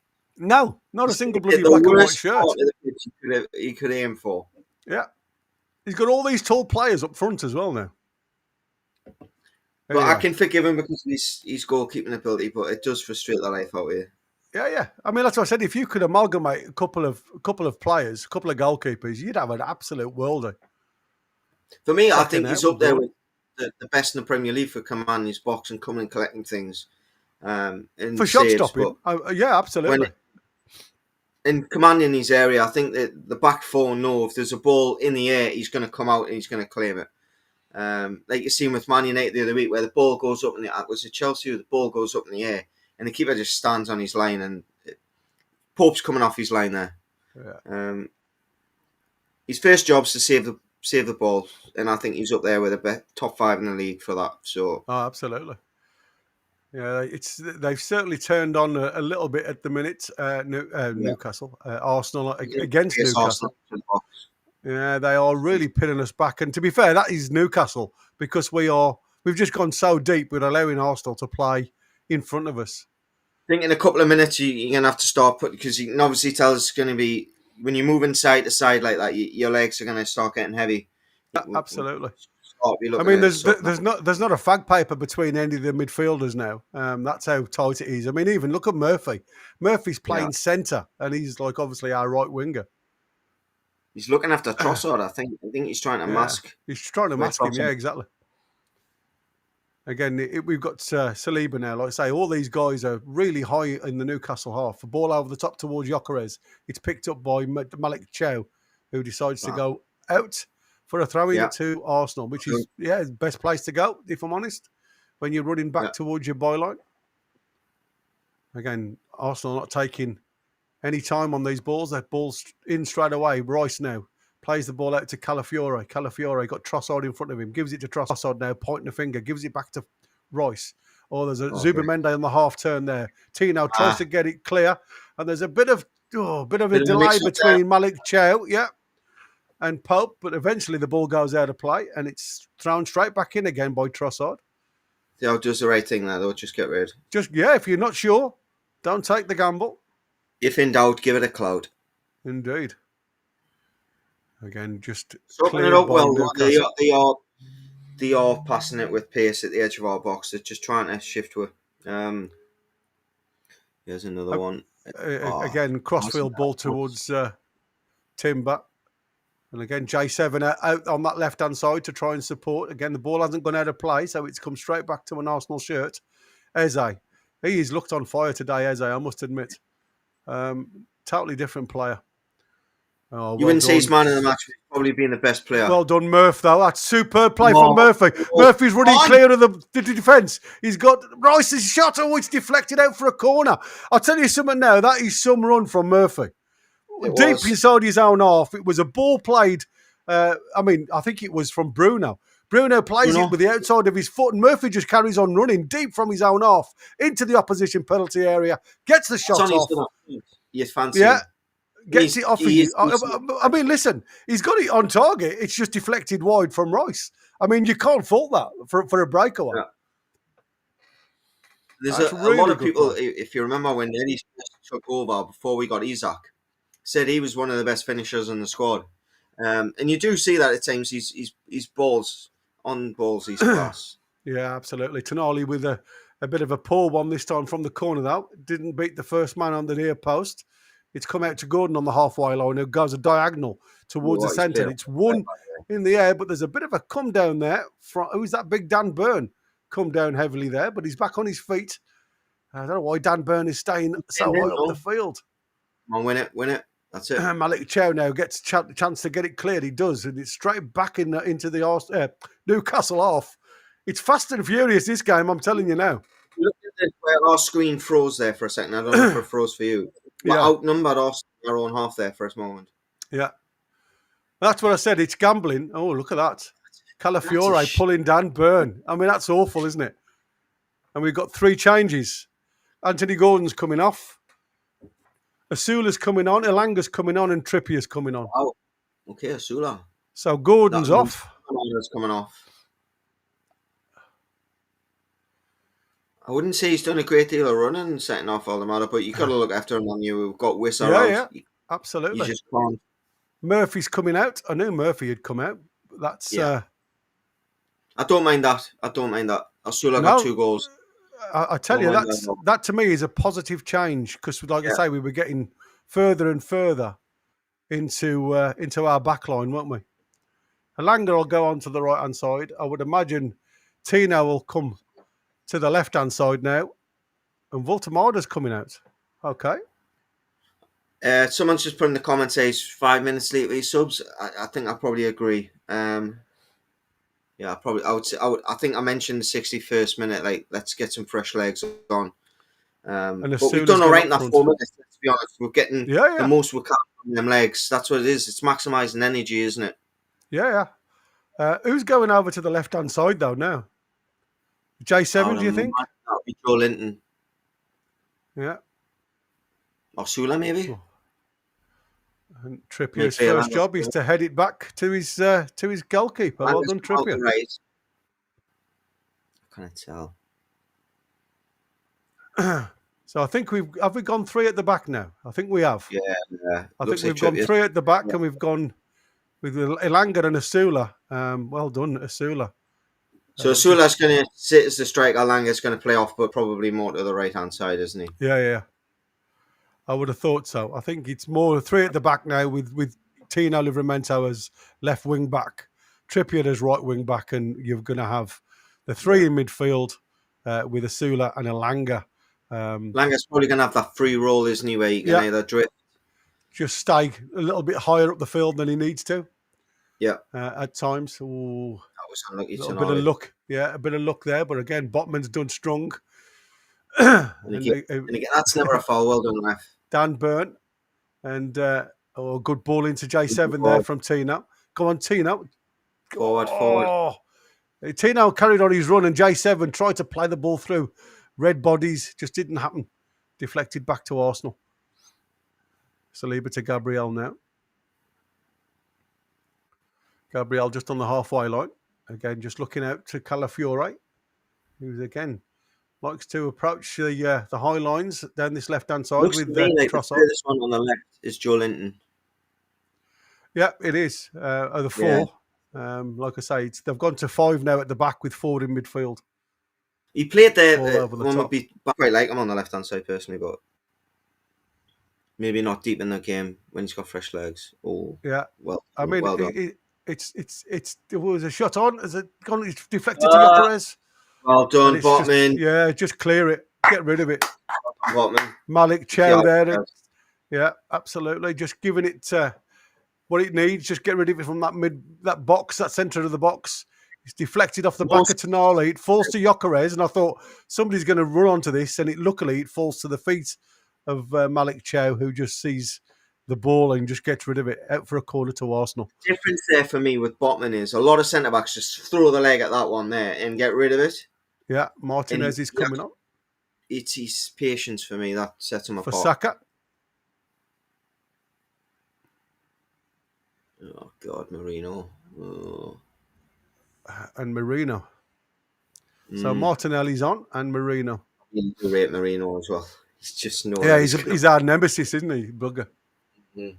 And Calafiore's off as well. That's such a shame. Let him go. I was never a massive fan. We've lost. Chris will sort it in a second. So corner to Arsenal. Outswinger from Rice again near post, and it's headed clear again. So it's literally back out where Rice was for a throw-in. So Arsenal ultimately throwing Marino in or doing what they're saying is what we've been doing is kind of working. What we'll do is we'll try and add a little bit of height and a little bit of directness. So they've not really changed tact, have they? They've not thought, well... they've probably gone more to a 3 at the back as same. There's a shot, cross goal. Oh, it's gone wide of the post from Jokeres, though. They've thrown an extra body up top with Martinelli, Trossard and Eze, if you like. They've gone 3 in midfield. So it's like a 3-3-4, the way I can see it at the moment with both Marino, Rice and Zubamende protecting the back. Marino will be the one that's... is dropping in, receiving the ball, and then trying to get in the box, I would imagine. Yeah. Slight deflection off J7 there, so it's another corner for Arsenal. I thought it was out for a goal kick, but it was a slight deflection. Rice again now, the ball over the top, and it's caught by Pope. Well done. Just inside his 6-yard box. Pressure off. Let's regroup. Come on. I think the thing with this though now is it allows the likes of Rice a little bit more space to move and advance. Or Marino, if one of them wants to sit, Marino can go in. It looks like Marino's sitting in there. If I'm honest with you, Bruno now on the edge of his box gives it back to Pope, who just hoofs it. Again, just a nice little flick on. Alanga hasn't had a touch of the ball yet, I don't think. But Tino's got a kick in the back of the leg there for his. As long as he gets one late and sticks it in the box, I couldn't give him monkeys, mate. Absolutely.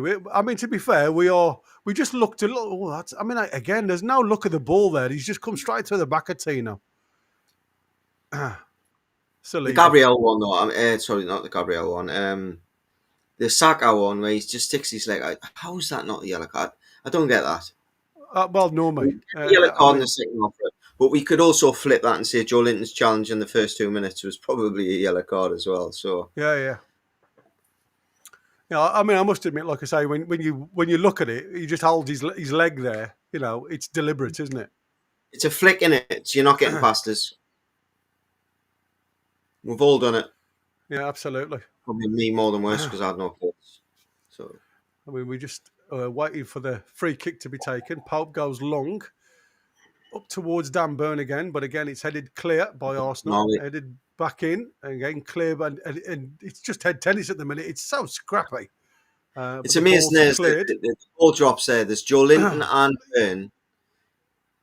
But you look at that there. We've just had a ball over the top. There's 2 Arsenal players screaming to get that ball. Hit it. Just couldn't get it under control. Asula. The ball's come out to that right-hand side. Bruno. He should have the ball deflected from him, and it's as if he scored a goal. Bruno. The passion. He's just through his veins at the minute. Did you see the post about his wife put on Twitter about him dyeing his hair back to black, and she went, "Let it be a dream." I'm guessing she's not a fan of the silver hair. Silver hair, no. We're just waiting for tea now, mate. I'm just going to nip for a second just to get a drink. He's throwing us in the deep end now then. Right, Nebo, thanks, mate. Go easy on us, guys. So as it stands, physios are on. Looking at keeping an eye on Tino. Looks like he's maybe hurt his ankle or his calf. Probably a bit of cramp. Let's have a look. Jumps up, gets clattered as he lands. Yeah, looks like it's his shin, his knee, maybe. Yeah, his knee. Seems okay though, so panic over. Eddie's pointing towards the bench, so that might indicate a change.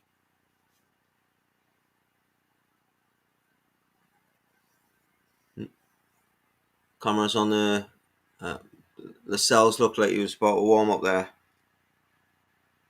Okay, looks. I don't know about you guys, but looks ominous that there might be a change.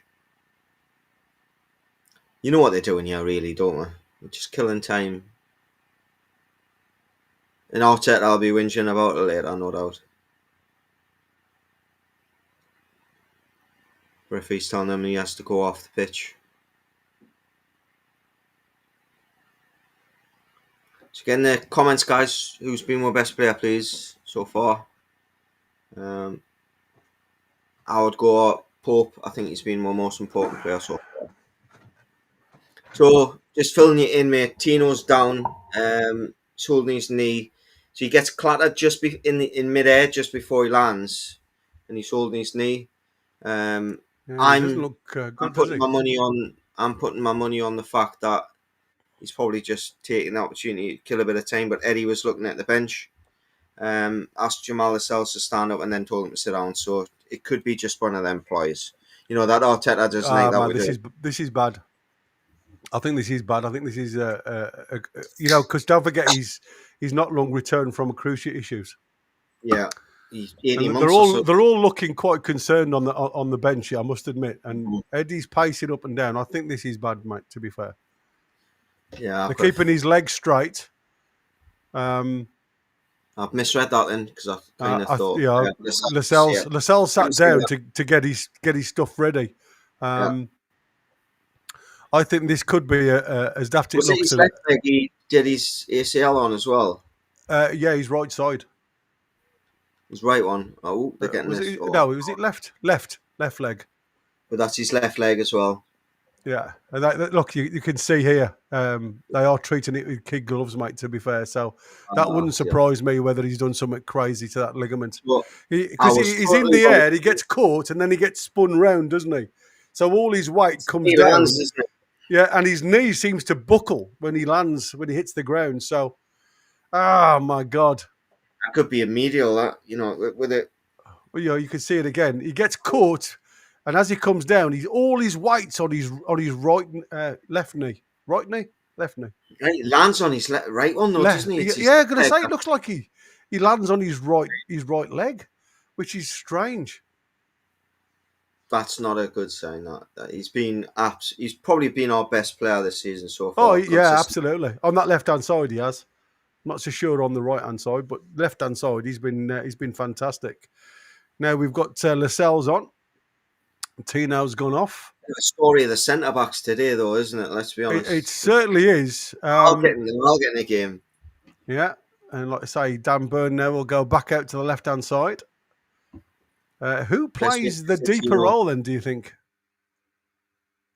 Out of Chow and Botman. Sorry, from who do you think? Who do you reckon plays the deeper role? But now you've got all of your three. You've got your four centre halves on now. To be fair, but before you'd got Botman, who was the centre pin, if you like, as the deepest player. Yeah. Could this cause confusion? Yeah, I mean, logic tells me Lascelles is the least mobile of the three. So I'd probably say play him deepest. But if you're getting pinned in, I want my best defender there, which in my opinion is Botman. Yeah. So I would have Botman as. I thought there was a breakaway there. I want to see more from Alanga, mate. To be fair, I would say leave Lascelles there. But when you're pinned in, personally, I would say let Lascelles be the one that. But the one thing I do like about Lascelles is he's aggressive when the player receives the ball. If Lascelles is behind him at the edge of the box, he always puts a little bit of pressure on and gets to the ball. Botman does that well as well. Yeah. Problem with Lascelles is he's not probably as accurate as Botman. He gives a lot of fouls at the edge of the boxes, and you don't want to do that against these. No, whenever you've got a quality team or someone with a good left foot or right foot, you don't want to be giving them free kicks. We never know. We might have another. We haven't really gotten in the game the last 5 minutes, have we? Let's be honest. We've not been anywhere near the game, mate, to be fair. Anywhere near the game. At least for 5. It's just scrappy. J7 now, it comes to Alanga on the turn, but again, he seems on his heels, doesn't he, at the minute, Alanga? He doesn't seem on his toes and expects the ball. And that's what I was saying. For me, he just doesn't understand the Newcastle way at the minute. He seems a little bit lost in headlights. Trippier now with the throw-in. Agreed. Throws the ball into Bruno. Bruno now. Again, he's back. He's putting his arms up, but just be stronger there, mate. Yeah, exactly. Back to Trippier. Trippier comes inside. He gives the ball up to Lascelles. Lascelles goes long over the top, and it's cleared. You're able to do this. You're not under enough pressure to have a foul against you. No. Throw into Trippier again. Goes down the line. Again, there's some holding there. Yeah. On a Sula, but referee just allows it to go. When you've got a striker that can run and split the defenders and it's got pace, then someone that's just good at holding the ball up. We played this whole game playing off Aldemada. We need to kind of...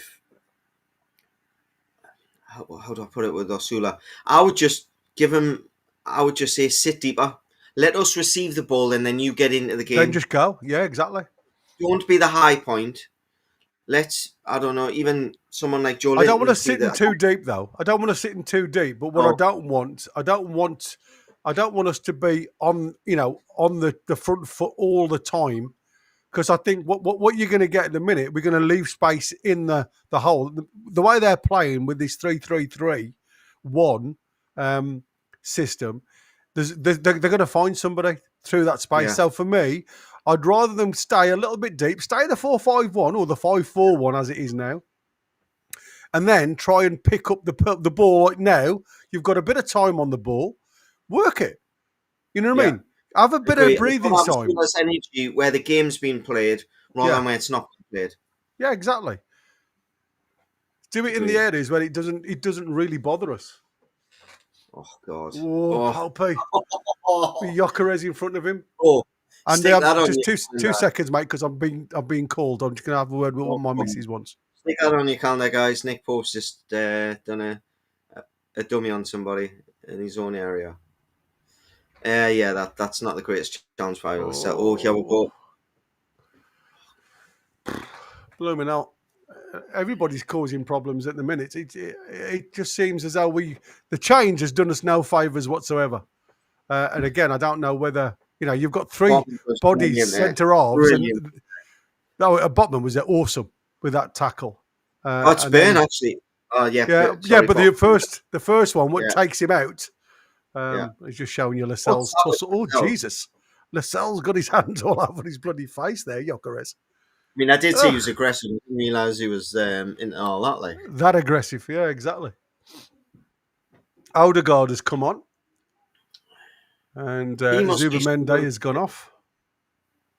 Because, I mean, you would arguably say 2 years ago he was... Oh, he's been class. Yeah, he's been their outlet, hasn't he? Yeah. So now they've got Odegaard now playing, and I would imagine Eze will go a bit further up. So they're playing virtually 5 up front now. 2 10s and 2 wingers. Go on. This is where maybe Alanga may come in. Alanga. Yeah, I was going to say, you just keep your eye on the ball. You had a chance there, son. Yeah. Be a little bit stronger and just stop him from getting to the ball. Didn't worry about you getting to the ball. Just stop him. Absolutely. Get back up. Don't let him turn, Dan. Don't let him turn. Timber and Dan. Oh, Jesus. That's not a foul, man. Come on. Asula. Oh, I never guessed he was going to get yellow carded. No, Joe Linton's getting yellow card for what exactly? Don't do that. He kicked the ball away. Oh, he's kicked the ball away, right? I mean, which he's, he deserves it. But don't clap the referee because you're going to give him a chance to get you off. Yeah, he's going to book you again for being, all right. Yeah. I mean, that is an achievement for him so far. What, 5 games into the season, 6 games into the season, he's only got 2 yellow cards. Yeah, it's crazy. Is that doing the same for you as I'm watching it? Yeah. Cool. I'm just making sure it's not my internet. No, it's Rice now in this, just inside his own half. Goes across to Saliba, and now Odegaard's dropping in, and he's just allowing players to go in front of him now. That's what I said. There's a difference carrying the ball. There's so much space down this left-hand side, Trossard back to Odegaard. And he's got the whole pitch to look at, and he's got no pressure because he's playing so deep. Yeah, absolutely. I would sacrifice a midfielder then, just track him. Oh, that's a good ball into Rice. Rice draws it across the box, but it's cleared by Chow. We have got some problems with our setup, guys. It keeps on lagging, so we are running further and further behind. So, apologies, God, just for some unknown reason, it just lags at times, and you don't need it. But it's a great ball through the legs to feed in Rice, who tries to get it across, but it's cleared for a Arsenal corner. Going back, we were talking about corners. I mean, as much as you could say the Rory to lap thing, long throw was the thing. The last couple of years, the Declan Rice corner's been a thing for Arsenal. So the fact they've went short there, they've kind of learned that. They've had no success on the edge of the box, but it's it's goal. Oh, it's in. Marino, can you believe it? I told it. I said it, didn't I? Can you absolutely Adam and Eve this? Marino we missed it because it was lagging. Jesus. Oh, God.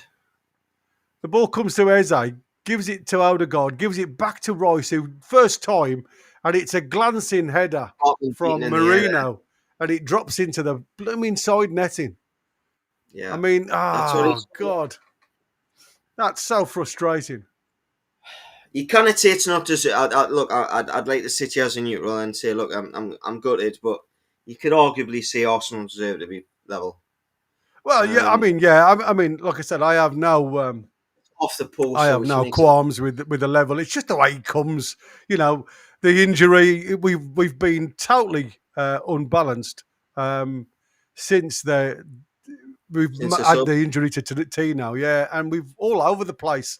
Not being able to get our foot on the ball, not being able to control anything in the final Oh, third. come on. Oh, we've got a chance here.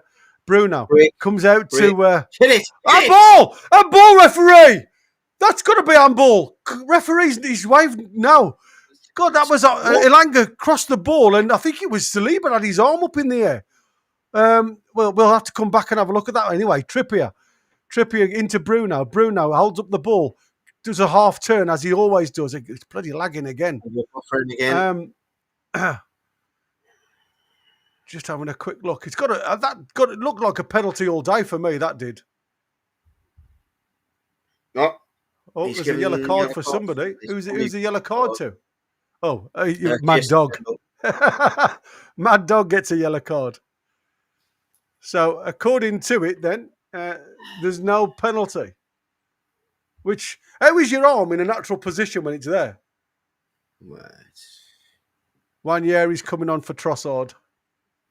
I suspected there was something off on the block, but I haven't seen it as clear as you're saying. But I did suspect, like, Oh, it's not. It's Lewis Skelly up. I beg your pardon. Lewis Skelly's coming on for Trossard. So they've gone 4 at the back now. Yeah, they're kind of a little bit more attacking. Yeah, they've got to get more. They're trying to get something out of it, aren't they? As much as support on the left Oh, is wing it back. clear penalty? Yeah, I mean, that's not a natural position. Long throw in from Dan Burn. But again, that's climbing on shoulders there, referee. Oh, he's going to give that, isn't he? Yeah, Dan Burn's going to get a bucket. Dan Yeah, Burn, well Dan done. Burn Yeah. gets a bucket. I'll take that as well.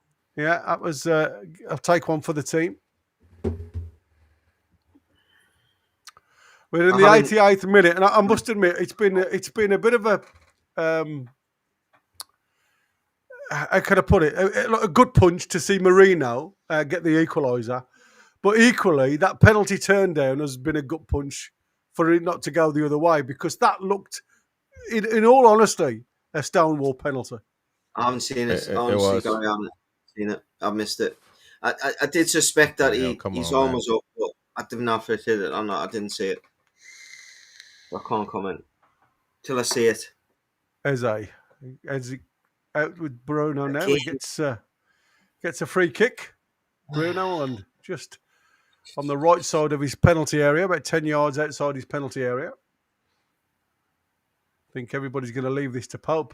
Don't do that. We're going to be called a draw specialist soon, I think. Yeah. At least when you're picking up draws in games when you expect to win, i.e. the Leeds game, for example, Leeds. As long as you're doing that in games where maybe you're not favourites, you can't be drawing games that you expected to win and not keeping in games that maybe you're second favourites for. No. I mean, we've been second best the majority of this. If you can't see that as a foul, I mean, what is the point in bloody wearing a green shirt? His temper there. I think he's. Yeah, but that's really what I said. This is where things start getting out of hand because you get frustrated. You've got no protection from the referee, and things just get a little bit frustrating. How long is left? 8 minutes. He's just 8 minutes. Are you kidding? Are you taking a Michael? No.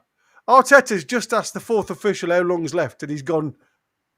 You're like, what the? How are you getting 13 minutes of added? 7 and 8. Well, I mean, go on, Asula. Go on, Asula. Referee. No, come on. Referee. Get a card. What? Not even a foul in our favour. No, because he said Asula was holding on to his shirt in the first place, so he's giving it to them. 8 minutes of stoppage time, guys. Where the? I mean, don't get me wrong. Tino was down quite a bit. 15 minutes of added. But this is going to get... this is ridiculous. Fucking Nora. This is going to get worse as the time goes on. It was, 4 or 5 minutes maybe? Yeah, There's exactly. been 2 substitutions, but the substitutions didn't hold up the game. It Harvey was when Barnes the coming ball- on. Harvey Barnes. Yeah, he'll take big J7 off because I think he's lost it. I can see J7 going if we ain't careful here. Saliba now with the ball.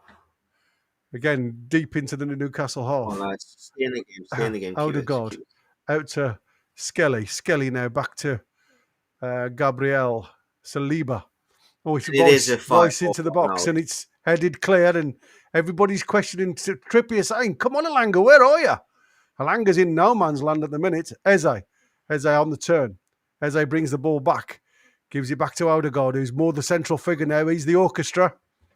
He's the conductor. Yeah. Rice just dropped off a bit. Oh, crikey. It's just getting bad to worse at the minute for us. We just keep dropping further and further back. Come on, how much do you want it? How a crowd? Come on.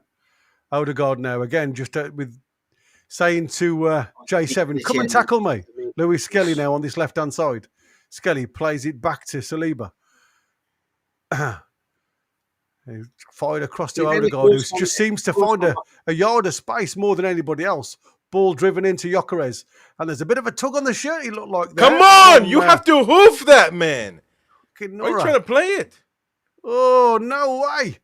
Playing the ball like 5 yards. It's fallen to Tonali, who tries to shepherd the ball out. Don't let the ball bounce, Tonali. We are giving it all to Arsenal at the minute.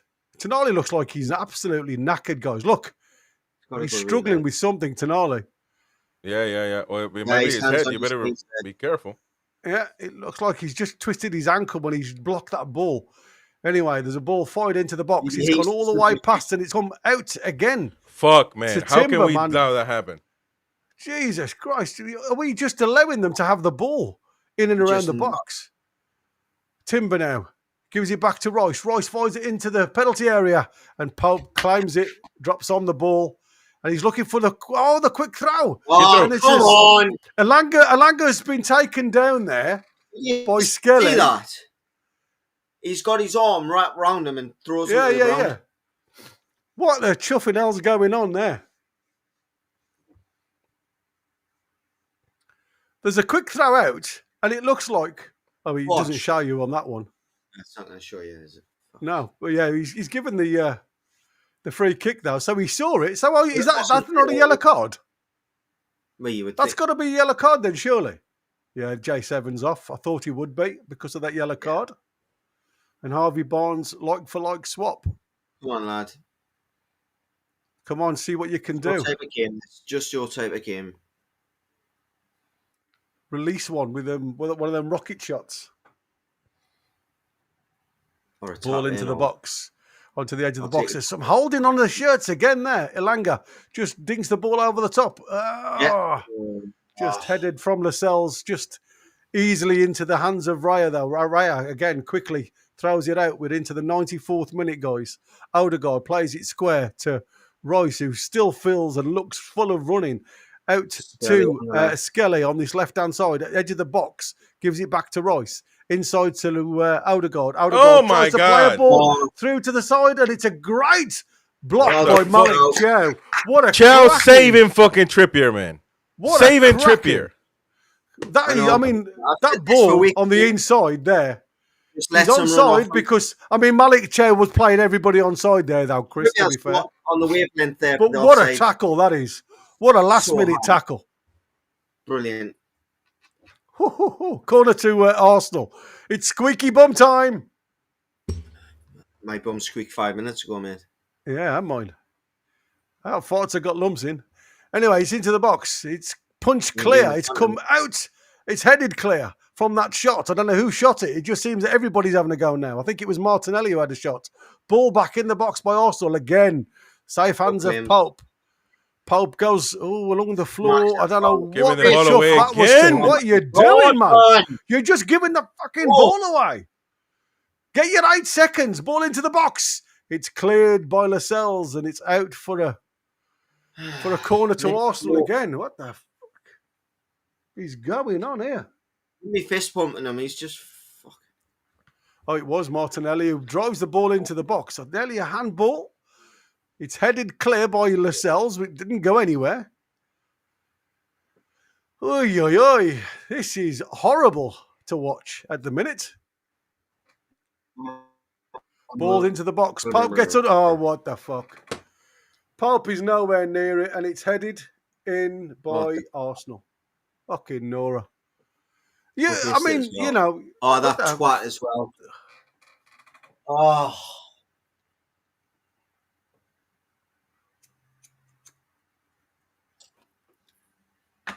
What happened there? Pope was hang nowhere your head in. near You that. could have been man of the match day, and you fucking give the Nowhere ball away near doing that. You absolute plum. Yeah, exactly. I mean, what was that? I mean, it was all stupid from that. We give the ball away straight away, gives it to Royce. Royce, you know, he's just going to fire it back into the goal, and then Lascelles just heads it clear. I mean, he hadn't got again. If he'd have got a call from Pope that time, and that's what annoys you. Why the fucking hell is the 8 minutes by the time?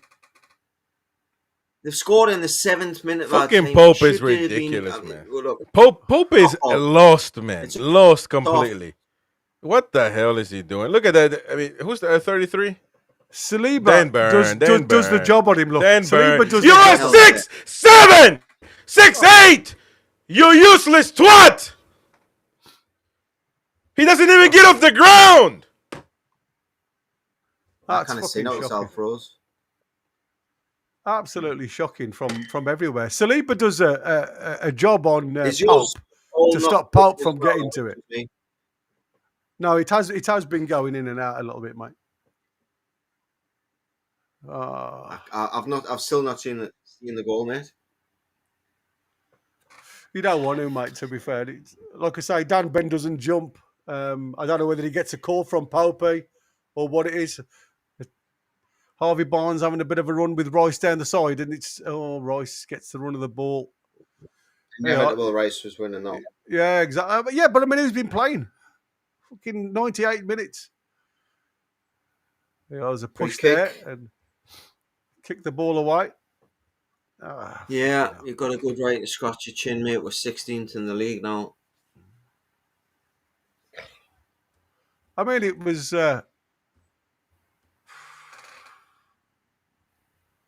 never going to be anything but with the pressure that was coming at us. It was ridiculous. Ball into the box. Anyway, last throw at the dice here, boy. The ball comes down and go on. It's a scramble. Get a shot off. No, it's just been cleared. It's out for a throw in or.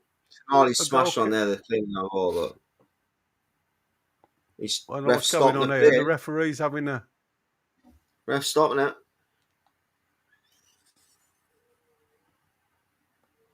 The amount of shirt pulls that are on that is ridiculous. Long throw in. Ball comes into the box. It's headed on. Oh, again, it's cleared by, and that's it. It's the end of the game. Fucking tosser. Excuse me, French. Nora. Man. Just have it in your hand and let it slip like that is so frustrating. And it goes back all down to your manager, all down to certain players in specific, and also that Stonewall penalty that they didn't give us. Fucking, he probably deserved it. Let's put our hands up and say, if any team really deserved to win the game, it was probably. But we Arsenal. had that. We had a point there, definitely, and we've just switched off totally.